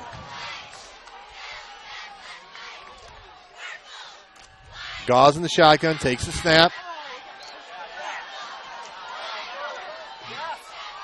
Oh, nice try there to hit Tyler Kilgus on the out route from the run by Gauze, but to no avail. And Gauze is getting up a little slow. Lambright was the intended receiver. The ball will go over on downs to the Braves. And you got to give credit to Bellmont there on a good stop when the momentum really all shifted Leo's way, and a good reverse run by Bonner to make a big gainer and put Leo in Belmont's territory. And Bellmont, they stiffened there and stopped the Lions on downs, and now it's their ball to see what they can do here with 4 minutes to go in the third quarter. 17-14 Bellmont lead.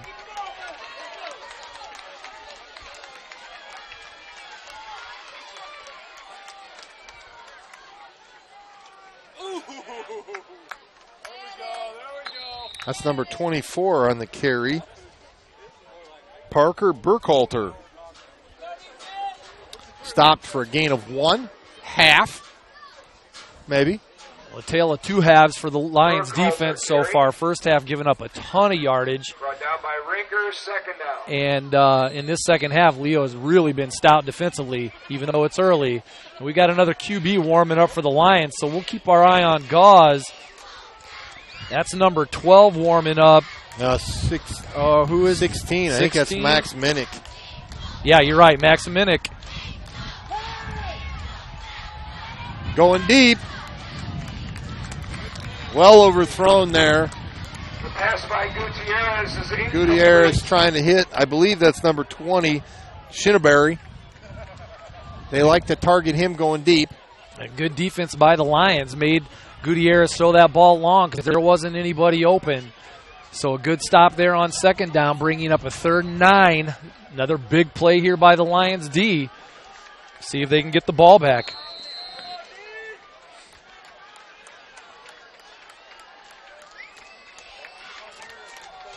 Actually, I think that Max Minnick has been warming up, but it's the other quarterback, A.J. Restivo, that might be warming up because he's the one taking snaps. Over here on the sideline. We got a penalty. Wasn't a delay of game. Oh, that helps the Lions there. That's going to move them back 5 yards. That's going to bring up 3rd and 13, 3rd and 14, we'll call it. Well, there's Gauze heading to the bench, and I'm not sure. He looks okay, so I don't know if it's a concussion protocol or what, but he seems like he's okay. You know, those quarterbacks are funky guys anyway. They just sometimes have to go over and throw the ball.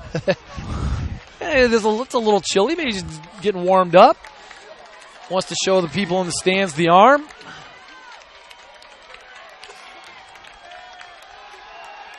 Pass for Bellmont. Oh! Bo Carpenter had a pick in his arms and had the sideline in front of him, and he just bobbled it. Incomplete pass, 4th and 14 for the Bellmont Braves.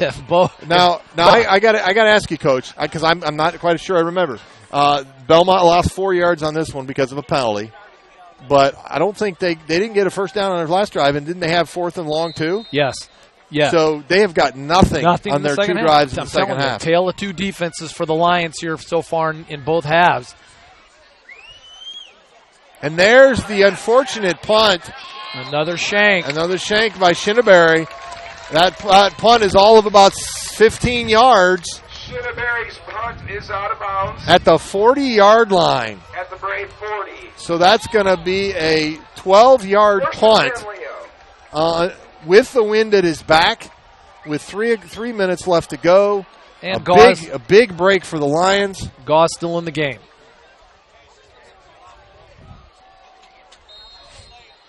All right, so the Lions 1st and 10.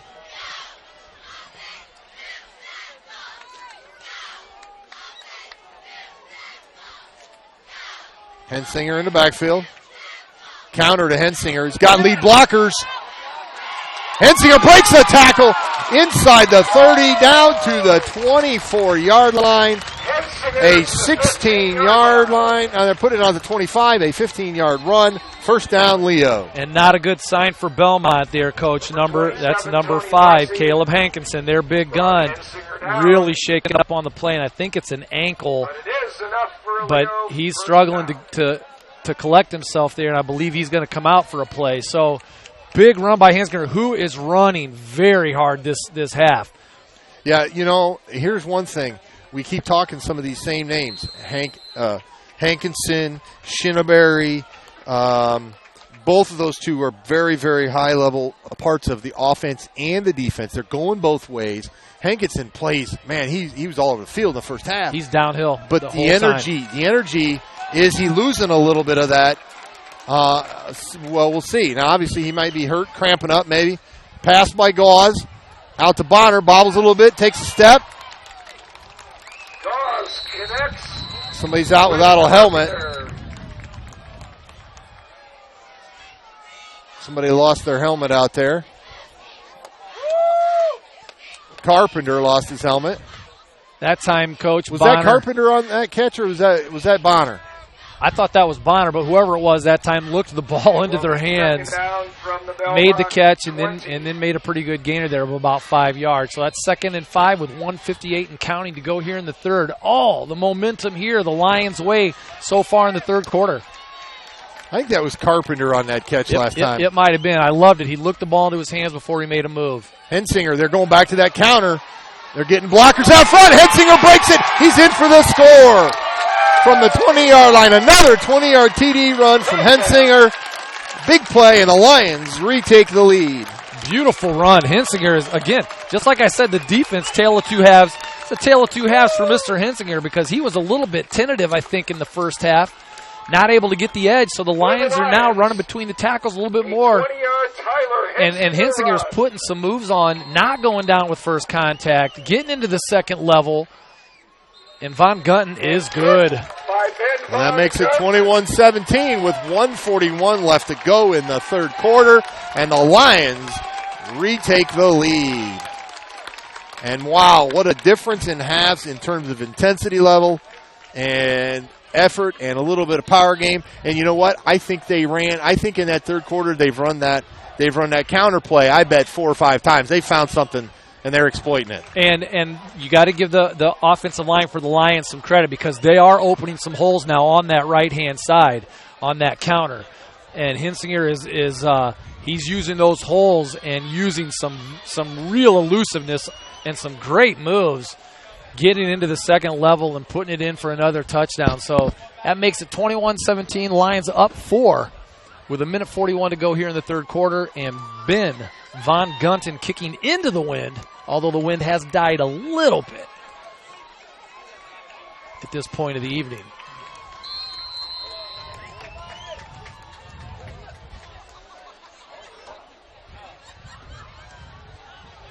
Nice high kick, going to field about the 13-yard line, 14-yard line. And he's wrapped up at the 23-yard line. And that's number 21, John Becker on the return. Another great special teams play by the Lions cover team.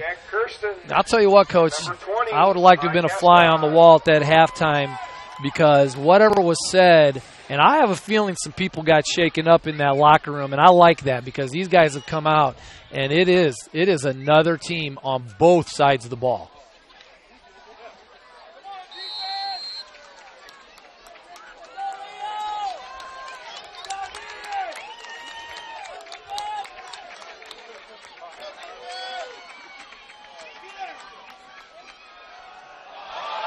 And Amaker breaks it, and he's gone. And Amaker trips over the 20-yard line and goes down at the 18 with nobody touching him, nobody in front of him. That could be the play of the game, Coach. I'll tell you what, that's a huge play. And, you know, I've seen it happen to runners. I've seen it happen to football players. The legs are getting heavy. And Amaker's a two-way player as well, like you talked about, Coach. And, you know, you're looking over your shoulder. You're not lifting the knees. The cleat gets caught in the grass, and you go down. Wow. So a huge run. Huge break for the Lions if they can keep Bellmont out. Run. Hankinson with the carry. Gets it down to around the 15. We're going to call that a gain of 3, second and 7. You know, you feel bad for Amaker on one hand because that is embarrassing. He's probably going to hear that for a long time by his teammates where the turf tackled him. But on the Lions part of that, they are very fortunate. That should have been an easy 6 points. And if Leo can keep him out of the end zone, even if they can keep him to just 3 points, that is a huge win for the Lion defense if they're able to stop him here. Second and 7.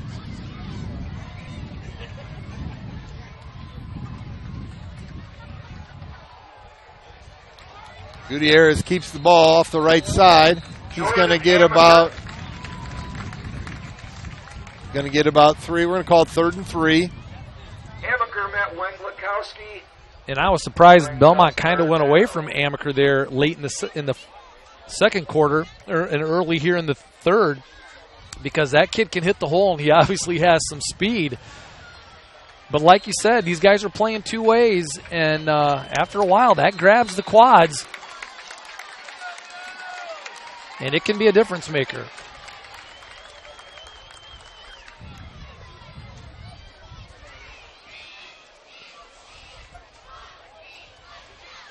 Grable Insurance, their most important job is to make sure you leave with the best coverage you can afford. Grable Insurance on Pony Express Run inside the Mercantile Office Park.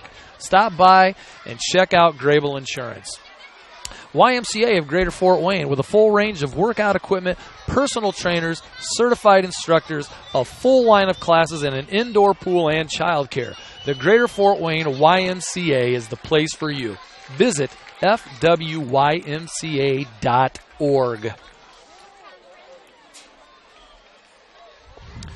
So that brings us into the fourth quarter. Flips the field here.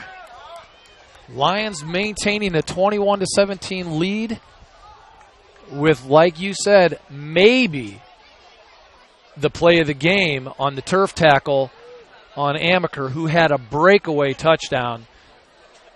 The Lions were in pursuit, but they weren't going to catch him. You could tell from the angle they weren't going to get him. And Amaker, again, looking back over his shoulder to see where the tacklers were, just didn't get the knees lifted. Cleat into the ground, and he went down. So we'll see here on a 3rd and 5. Obviously, this is probably 4-down territory. Fans on their feet here at Leo.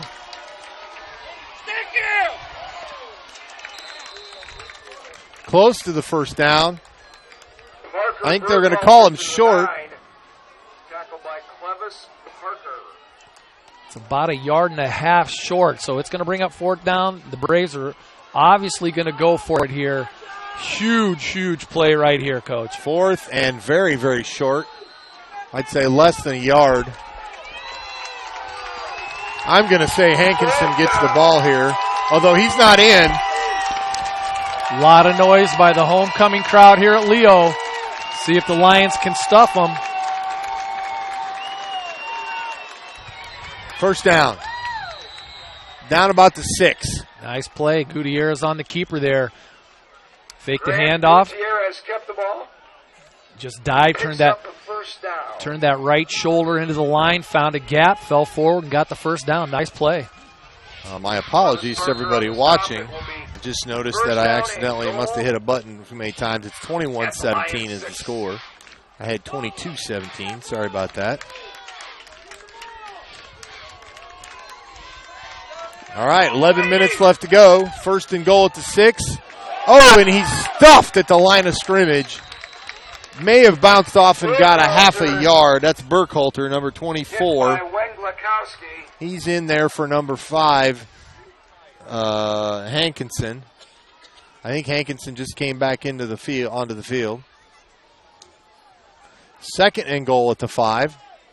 So big play there on 1st and goal by the Lion D. Getting a lot of penetration, making a good stop. Let's see what Bellmont brings here on 2nd down.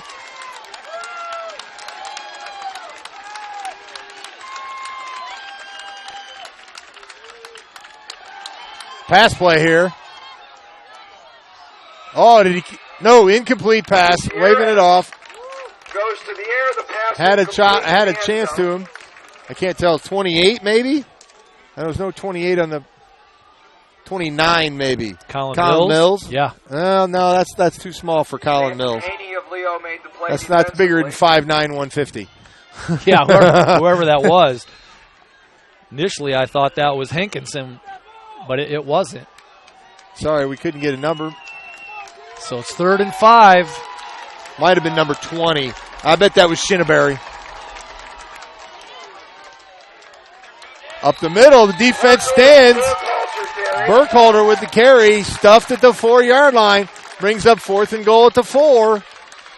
Wow. What a turn of events this could be here. Right here. So it's 4th and 5. Coach is going to call timeout. And I'll tell you what, we have to name a YMCA player of the game at the end of the game. And I'll tell you right now, it might be the 20-yard line down here. If Leo is able to keep Bellmont out of the end zone, again, even if they have to give up 3 points, right now the 20-yard line is the most valuable player because the 20-yard line stopped Mr. Amaker on a breakaway touchdown, which really would have turned this game completely around for Bellmont. So the Lions fortunate for the turf tackle there on Amaker, and they've got one more play here. It's still a ton of time to go in the 4th quarter. But this is a huge play if the Lions can keep Bellmont out of the end zone. We'd like to thank University of St. Francis, known for quality academic options and dedicated professors. You'll discover the perfect program to fit your interests and goals. See for yourself what USF has to offer. Visit online at usf.edu. All right, so 4th and 4, 4th and goal on the 4-yard line. The Lions defense comes out, led by Joe Lambright. Crowd here at Leo. Levis Parker, Jahan Allen, some noise. Austin Rinker, Mo Carpenter, Mason Kern, a host of others. Big play. Video's going to be a little shaky. It's looking to pass play. He's going to throw it. Incomplete pass, and the Lions hold. And right now, the most valuable player for the Lions is the 20-yard line. It is. Nice pass play. Wow. Designed there by Bellmont.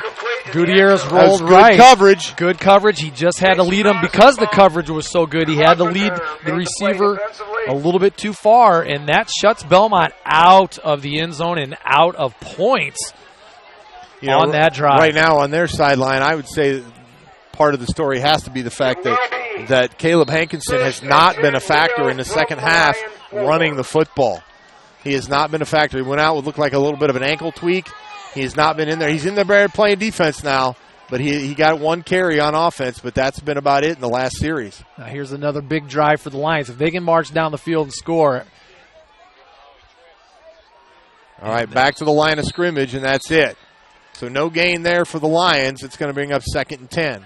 Good defensive play there by Bellmont, which is what they needed with Leo pinned with the end zone at their back.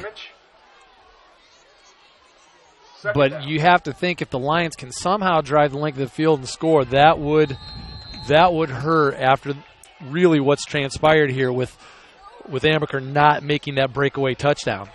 Bonner bringing in the play for the Lions offense.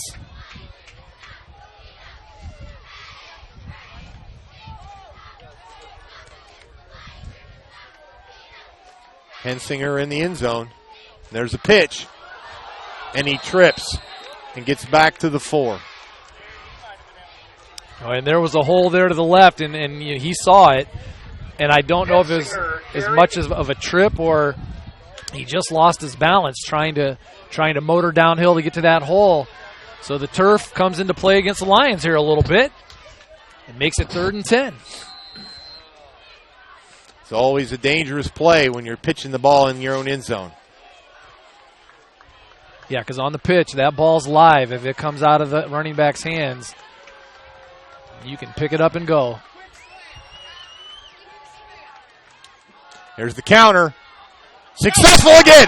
Hensinger in open field. Breaks a tackle. Runs over another tackler all the way out to the 35-yard line A 31-yard run by Hensinger on the counter. Well, Once again, that counter is killing Bellmont in the second half. It's killing Bellmont. The Lions' offensive line is really opening up holes on that right side. And I got a feeling, Coach, the YMCA player of the game might have just switched from the 20-yard line to Mr. Hensinger because he has really had some great runs here, some first down saving runs for the Lions here in the third quarter. And by the way, I am going to say this to the viewers. I got a little excited there, and I don't like the fact that I used the word killing there as an adjective, and so I hope I didn't offend anybody there. But Hensinger on another carry almost breaks it to the outside. A gain of 2, 2nd and 8 at the 37-yard line. That was a nice tackle by Carter Freed. Hensinger tripped up by number 9, Carter Freed. Now the Lions with the lead and the ball a little bit in good territory probably are not going to be in any big hurry to run into plays. Coach Souter knows clock management. Yeah, he does. And again, that's where something with your captain there, Craig Kloffenstein back there, he knows how to use the clock. And we'll see if Gauze can pay attention to the play clock and run it down. So far, so good. Oh, and there's the favorite counter. And there's Hankinson with a good play, throwing Hensinger to the ground for a 2-yard loss, and that's going to bring up 3rd and 10. Well, Belmont's got it sniffed out those last 2 attempts. So Leo may have to open up the playbook a little bit more and maybe a little bit of a misdirection. Maybe come to the right on that trap and pop somebody left, like have a Gunnar Brown coming back around left and then end around. Might be open. Because so far, the last 2 plays, Bellmont sniffed that out.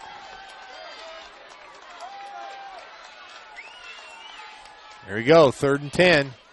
Hensinger to the left side. He's got a hole. Got to get upfield. Can he get to the first down marker? No, he's going to be about 2 yards short. It's going to be at the 43-yard line. What do you do here, Coach? Short. You got to kick it. 4th down, I think 4th and 1, 4th and 2, 4th and 2. I think you got to punt. Yeah. Here's the thing. You got the wind behind you. Von Gutten's a good punter.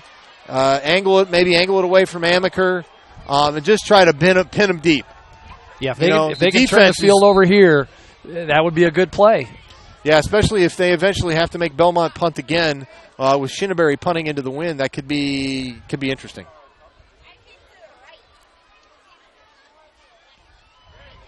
Nice punt by BVG. Good coverage. And Amaker falls down on the catch, but he makes the catch, and it was the 25-yard line they got him that time. That's a way to turn the field over there, and you know the hearts were in the throats of the Bellmont Brave fans there as Amaker slipped as he made that catch. He bobbles that. This game could be over. Grable Insurance, their most important job is to make sure you leave with the best coverage you can afford. Grable Insurance on Pony Express Run inside the Mercantile Office Park. Thank you for sponsoring high school sports on the Voice Network. All right, you're listening to AllenCountyVoice.com. I'm Paul Newberg. Got Mike Walker with me on the camera and the color commentary. Awesome job as always, partner. Boom. And here it goes. Battle of the defenses here. Can the Leo Lions take care of business here in the 4th quarter?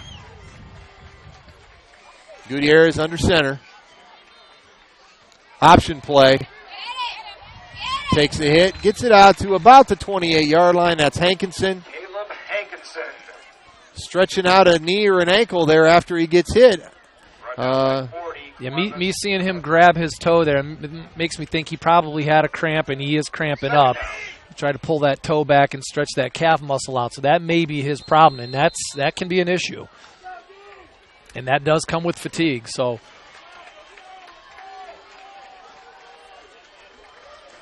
see if the Lions defense is up to the task once again here in the second half. They've been all over Bellmont other than one big run. Burkhalter off to the right side. He's got a hole. He got a first down. Out to the 35-yard line. Make it the 36. That'd be first down for Bellmont. Burkhalter with the first down.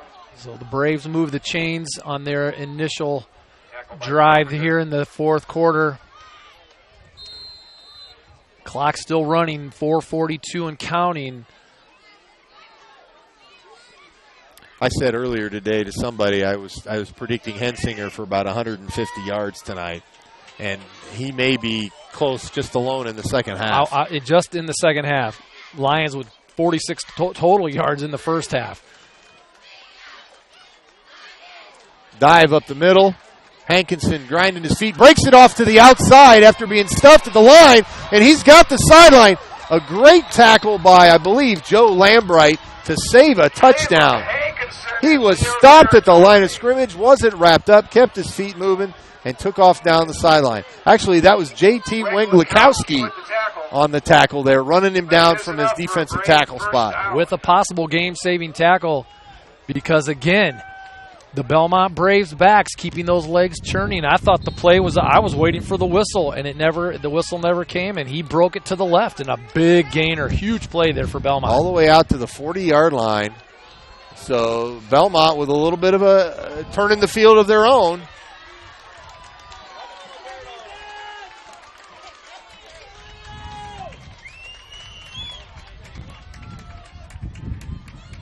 Gutierrez with the keeper. Gets about 1 yard to the 39. 2nd and 9. Joe Lambright, the tackler. We got a Lion down. Not sure who can't get a number from this distance.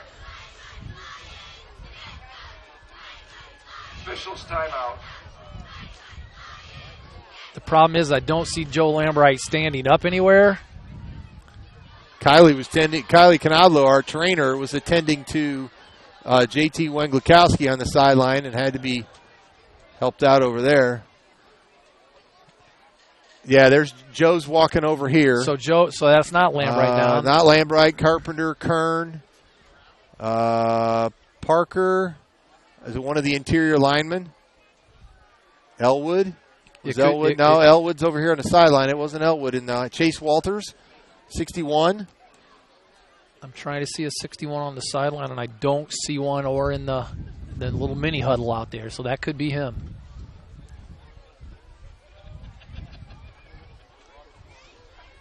So we'll wait and see. Hopefully everything's okay. He's getting in. I can't read the number. Is that 13? 13 is Michael Lance. Yep, that's who it is. So that's going to. I found 61. Jogging back on the field. Jogging back on the field. So. Yeah, Wenglikowski, I think his helmet came off on that tackle. He got a foot. I bet he got a foot to the nose or the face, and he's got a little blood. You got to get that cut. You got to get it stopped before he can get back in the game. All right, it brings up a 2nd and 9 for Bellmont. 3:46 to go.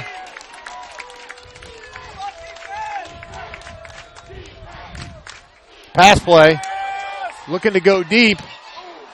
No chance there for Shinneberry. Good coverage there by Jason Gauze, number 19. Intended for Shinneberry. Good defensive corner for the Lions, Jason Gauze. On the coverage. Yeah, again, the good coverage forces Gutierrez to throw that ball long. So good defense makes it 3rd and 9. Hey, and only I didn't realize. I just looked at the clock. Only 3:34 to left. go. So this is 4-down territory right now with that much clock on there. Huge tackle by Wenglikowski on that breakaway by Hankinson. Crowd really into it here at Leo. Homecoming crowd. Pass play by Gutierrez. Looking to go deep. He throws it deep for Shinneberry. Again, broken up by Gauze and Bo Carpenter were both there. Gutierrez pass intended for Shinneberry near the 5-yard. And really, to me, he just threw it up. He threw it up.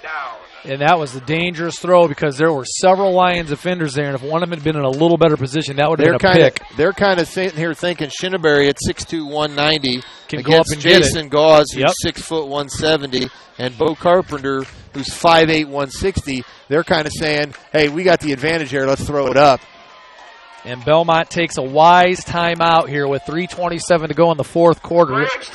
Down 4 to the Lions. They want to make sure they get the right play call here because this could be the game. I believe this is their first time out of the half, which would leave them with 2 if they need it. Indiana Physical Therapy. Indiana Physical Therapy's highly trained professionals treat all types of injuries and ailments and accepts all insurances. For more information on IPT or to schedule an appointment, visit indianapt.com. Big thanks to YMCA of Greater Fort Wayne. YMCA of Greater Fort Wayne. With a full range of workout equipment, personal trainers, certified instructors, a full line of classes, an indoor pool, and childcare, the Greater Fort Wayne YMCA is the place for you. Visit ymca.org. Here's what I keep thinking when you're reading that, Coach. YMC. Hey. It's just. Hey, you forgot somebody. There's no ring to it. You see what I'm saying? So we got to make sure we throw the A in there, and we're good to go. Here we go. Huge play defensively for the Lions. Huge play offensively for the Braves, and a crucial part of the game. All right, 4th and 9, folks. They got Now, this is interesting. This is number 75 checked in out here. He's an offensive lineman. All right. So they've got an eligible receiver and an ineligible receiver. Got Amaker That's back. going to be a quick screen, maybe. No, going deep to Hankinson, and they've got him down the seam for a touchdown. Wow, they spread out the Lions to some trickery and throw Hankinson on a seam, and it's a score, and wow, did the crowd go quiet. Yeah, it's a great play call by Bellmont, Coach. You've got 3 receivers out to the right, and that's where all the focus was. You had some Lion defenders pointing over to the left. They were all focused on those 3 receivers with Amaker back a little bit from the line. And the thing was is they weren't all receivers. And they weren't all receivers. They threw an unbalanced line probably and threw the tackle out there to make it look like an extra receiver. And Hankinson runs a post on the left-hand side, and he's open. Great pass by Gutierrez. Yeah, I couldn't tell if he was at the tight end or wing spot and just ran a fly route, a seam route. That's good.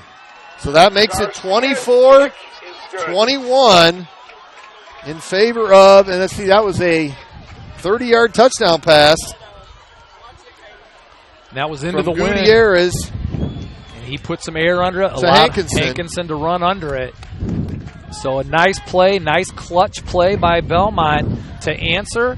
That gives them a 3-point lead. And the Lions have 3 minutes and 21 seconds to get into field goal range. With the wind at their back. And they got a good kicker, BVG. Correct. So we'll see if Leo can respond. Plenty of time. I mean, they probably have, I know, at least 2 timeouts, if not all 3. The Lions, so all kinds of time in the game. They don't need to rush things. This would be a good time, Coach, for Gunnar Brown and a return. If I'm Bellmont, I may not want to kick too deep, and Gunnar Brown's way too deep for the wind. Trenton Bonner, I'm sorry. Trenton Bonner for the wind in the kicker's face. That ball will never carry that far. Well, the one thing is if the kicker Garcia from Bellmont gets it up in the air, Bonner will get a running start. He will get a running start, but that ball. And I think he kind of knows that. This could be He has 3 kickoff returns for touchdowns on the air. Will they kick to him? Huge play right here. We'll see if they squib it or kick it deep. He kicks deep. He kicks it deep to the sideline. They angle it a little bit. Yeah, they weren't. He picks it up at the 5-yard line, cuts it across the field. Jukes one man, trying to get out to the outside, and he does a little bit, but number 27, Tony Bussey, brings him down at the 29-yard line. I'll tell you what, one more guy, and he had at least another 30 yards. I think there was somebody back there kind of spying him, but still, a good return by Trent Bonner. Once Bonner gets the corner and he gets some straight field ahead of him, his straight line speed is incredible.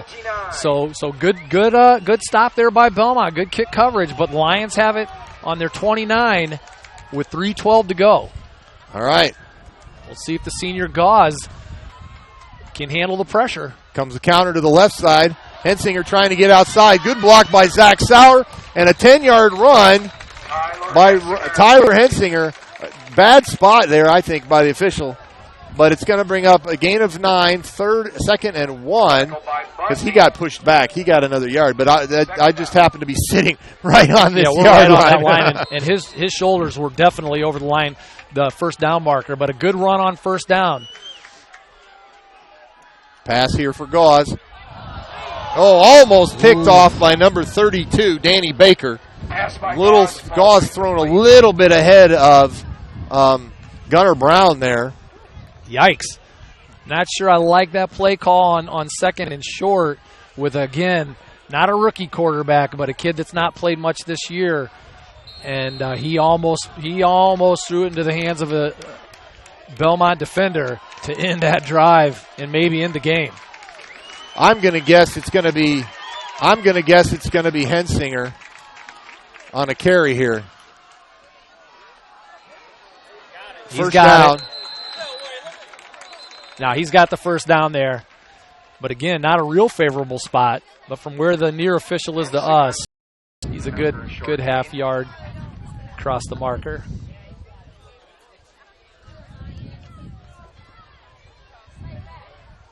They're gonna measure this. That's a good job by the officials. Sure. I mean, there's only 2 minutes left to go in the game. 2:32 left to go in the game. They're just taking their time to make sure. All right, let's see here. This is based on 20 minutes ago. Snyder starting to open it up on Homestead, 38-14. DeKalb 33-7 over Huntington North. Wow. I would have expected Huntington North that to be more of a closer ball game. And it's a first down. So that's what the Lions needed. Down 3 with 2:32 to go here in the fourth quarter. Carroll leads Lures 15-12. Homestead scores, makes it 38-20. Concordia beats Wayne 35-6. Gauze going to take the snap under center. Counter to the right, behind Lambright. Hensinger cuts it back inside. He almost broke it. He's inside the Bellmont territory, down to the 45-yard line. First down, Lions. By a shoestring, Bellmont saved the day there. So a good tackle because Hensinger, had he gotten a half step farther, he was gone. So Amaker again making a big play defensively. Hensinger getting the ball into the second level. Almost broke it. Makes it 1st and 10 on the 45 with 2:13. Hensinger to the left side. Just didn't quite have the blocking there, but he gets about 2. 2nd and 8. 2 minutes left to go. I believe the Lions have all 3 timeouts. It is not timeout time yet. They're still getting their plays in fairly quickly. The offensive line doing a good job of hurrying to the ball. Gauze in the shotgun. Looking to throw. Amaker with the pick. Overthrown on the route. And Bellmont has intercepted and have 1:39 left to run off the clock. With the interception. And there you go. So the Lions do have 3 timeouts left, I believe, which means they will use those now. So Coach showing confidence in Gauze and not hesitating at all to throw the ball downfield. There was something wrong. Either the receiver ran the wrong route or Gauze thought he was running a different route because there was nobody there. No, the receiver, I think he was throwing to Gunnar Brown or Sauer, and they cut in and he threw it to the out. Route. Yep. Unless another option could have been is he saw it covered and he was trying to throw the ball away and didn't throw it hard enough. Just didn't get it out of bounds. Tackle in the backfield. So Timeout by the Lions, 1:33. That brings up 2nd down. All right. The Lions will get the ball back if they can make a couple of stops. Do they have a couple more timeouts? They cannot give up a first down. They can't give up a first down or the game's over. And again, if they force Bellmont to punt and you've got some weapons in the return game, you never know. So 1:33. 2nd and 9 for Bellmont. Ball on their 28. Up 3 points on the Lions on homecoming night here in an NE8, big NE8 game. 2 undefeated conference teams coming in.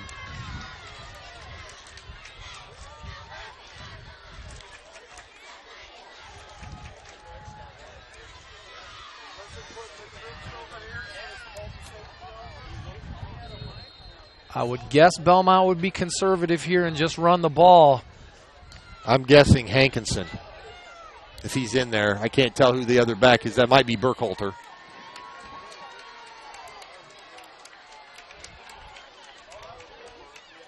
Or Gutierrez keeping it.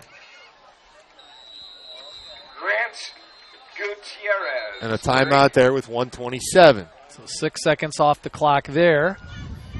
Now, one thing that's going to have happen here is that that's the second timeout.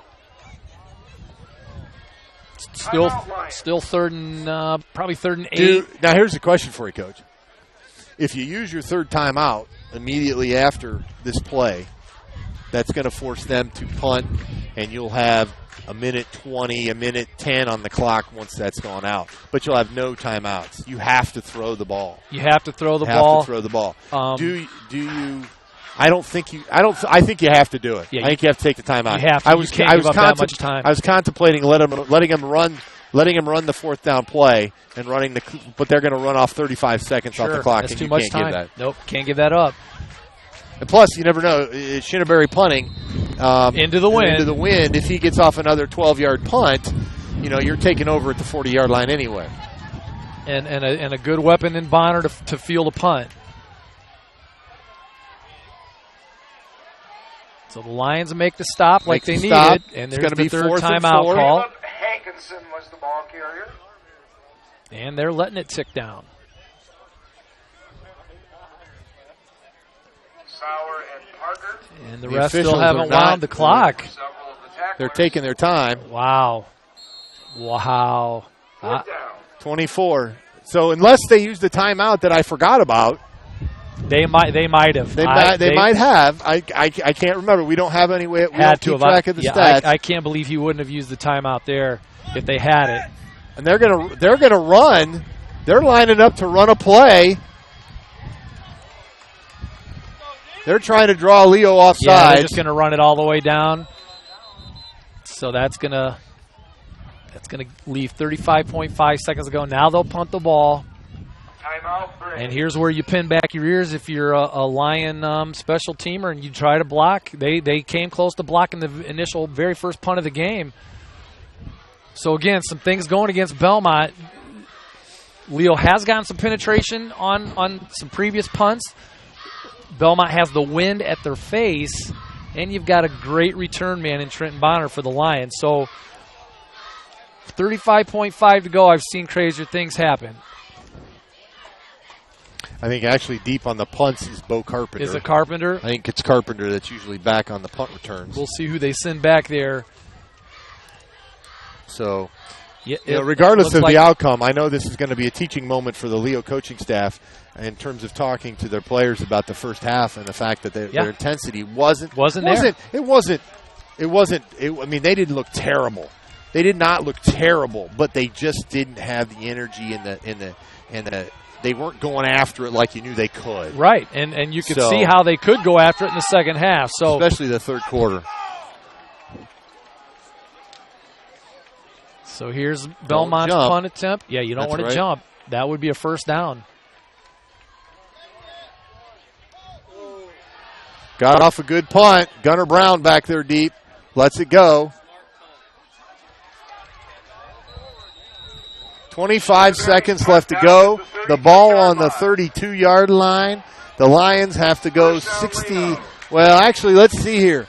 You got to figure BVG has a range from approximately the 30-yard line, which would be a 40-yard field goal. So they got to get to about the 25. So that's 25 and 18. So they got to go 43 yards in 24 seconds. Yeah, they're going to have some type of a big play here. You can't, with no timeouts, you don't have time to chip away. So there has to be some type of a big play.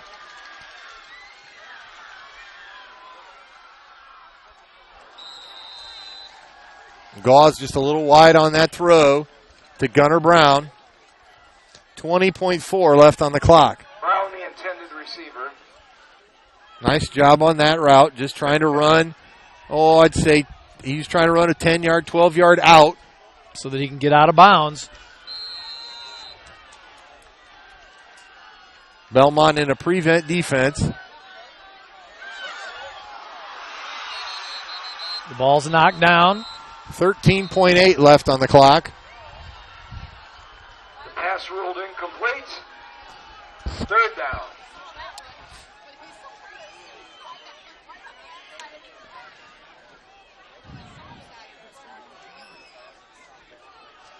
Some magic's going to have to happen now for the Lions with only 13.8 seconds to go.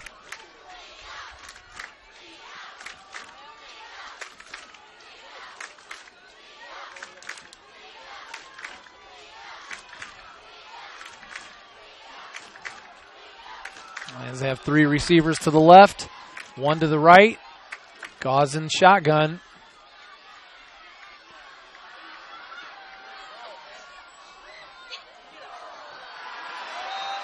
And a pick. Interception. By Bellmont to end the game. 8 seconds to go. It was a great game either way, Coach. 24-21. We knew it was going to be a good one. And the Lions playing their first game of the year without their starting quarterback, Craig Klovenstein, put up an unbelievable effort as far as I'm concerned against a really good Bellmont team. Yeah, this Bellmont team, they came to play early. They were more fired up. Lions came out to play. I think they were more fired up in the third quarter, took the lead. But, you know, if you think about it, really, it was the big plays. They gave up 24 points, but we had a 69-yard touchdown pass, a 39-yard touchdown pass, a 65-yard run that actually turned into no points for Bellmont, but that should have been a touchdown. He broke away in the 20-yard line, tripped him up. So a very big win for the Bellmont Braves. Congratulations to them. We wish them all the luck. We'll be right back in a few minutes with our post-game show and announce our YMCA Player of the Game. YMCA Player of the Game. Someday I'll get that right, Coach, right? He's got to work on it. Are you taking the first step towards a healthier you, or are you just tired of the same workout? From beginners to fitness veterans, the Greater Fort Wayne YMCA is the place for you. We offer a full range of workout equipment, personal trainers, certified instructors, a full line of classes, an indoor pool, and so much more. Have peace of mind when you work out with childcare available. The Greater Fort Wayne YMCA is so much more. Join today. Visit fwymca.org. At Grable Insurance, their most important job is to make sure you leave with the best coverage you can afford. They want to provide you protection from the unfortunate things that can happen and often do happen. The cheapest insurance is often not the best. Visit online at GrableInsurance.com or stop in the office on Pony Express Run inside the Mercantile Office Park directly across from Higher Grounds Coffee House and see Ray Gage or Arnie Myers. Grable Insurance is a proud sponsor of East Allen County High School Athletics. Hi, this is Dale from the Voice Enterprises. For countless years, I struggled with back pain, and more often than not, the doctors would just prescribe pain meds, which would just dull the pain. It wasn't until I was referred to Indiana Physical Therapy that I truly experienced pain relief. The professionals at IPT showed me the correct exercises and stretches for my problems, and my back pain began to fade away, and as a result, my entire body began to feel better. Indiana Physical Therapy's highly trained professionals treat all types of injuries and ailments and accept all insurance. For more information on IPT or to schedule an appointment, call 824-0522 or visit indianapt.com. Welcome back to Lions Field for tonight's post-game show. Now it's time to announce our YMCA of Greater Fort Wayne Player of the Game. Now it's time to pick the Player of the Game, sponsored by the YMCA of Greater Fort Wayne. The Y encourages everyone to have fun and build character. Check into the Learn, Grow, and Thrive before and after school childcare program at your area YMCA. Gosh, I'm going to have to go look at the YMCA a little bit closer while I'm there, trying to get some workout this winter. Now I got an idea. Just a tape recorder. Say YMCA into the tape recorder and just loop it, put it under your pillow all night long. The next day, you're going to have it down. Well, Coach and I talked while the ads were playing, and thank you to our many, many sponsors, Subway, TW Fable, YMCA, USF, Marco's Pizza, all of our good sponsors, Grable Insurance, everybody else, thank you. And we were talking during the commercials there and naming our player of the game, and we have to go with a junior, 6 foot, 195-pound junior, number 5 from Bellmont High School, Caleb Hankinson. Man, he was all over the place. The time when Leo had a good run in the third quarter, he looked a little banged up. He was out for a couple plays offensively. They didn't get anything going. But, man, he came up and he made a huge play in the fourth quarter, go for that go-ahead touchdown. Yeah, like you said, the time that he was out of the game, Bellmont didn't do much on offense and they didn't do much on defense. But when he was in the game, defensively, he was always creating havoc, making some great stops, some good hits. And on offense, he made a big play when it counted and got open. Beautiful pass by Gutierrez to take the lead there in the fourth quarter. So great game, good athlete, just a junior, so he'll be back even next year. Caleb Hankinson for Bellmont. All right, good luck to Bellmont as they host New Haven next week. A big matchup there. They still have New Haven and Bellmont to play, which could be big, or New Haven and East Noble to play. Two big games. So, two good games. Realistically, Leo's still in the hunt. Absolutely. But it is a longer road here for them now. Bellmont is 4-0 in the conference. Leo moves to 3-1. Leo travels to Huntington North next week, who is 0-4 in the conference, for their matchup there against the Vikings. We thank you for listening to the Voice Network. On Allen County Voice, I'm Paul Newberg alongside my pal Mike Walker. Thank you for listening. I believe Coach Yale and maybe Steve Roberts will have the call next week, possibly at Huntington North. I'm not positive about that. Sounds right. But hopefully so. We can bring you some more Leo football. Good night, everybody. Have a great and safe weekend. Have a good evening. You know that Marco's Pizza in downtown Leo offers delicious pizza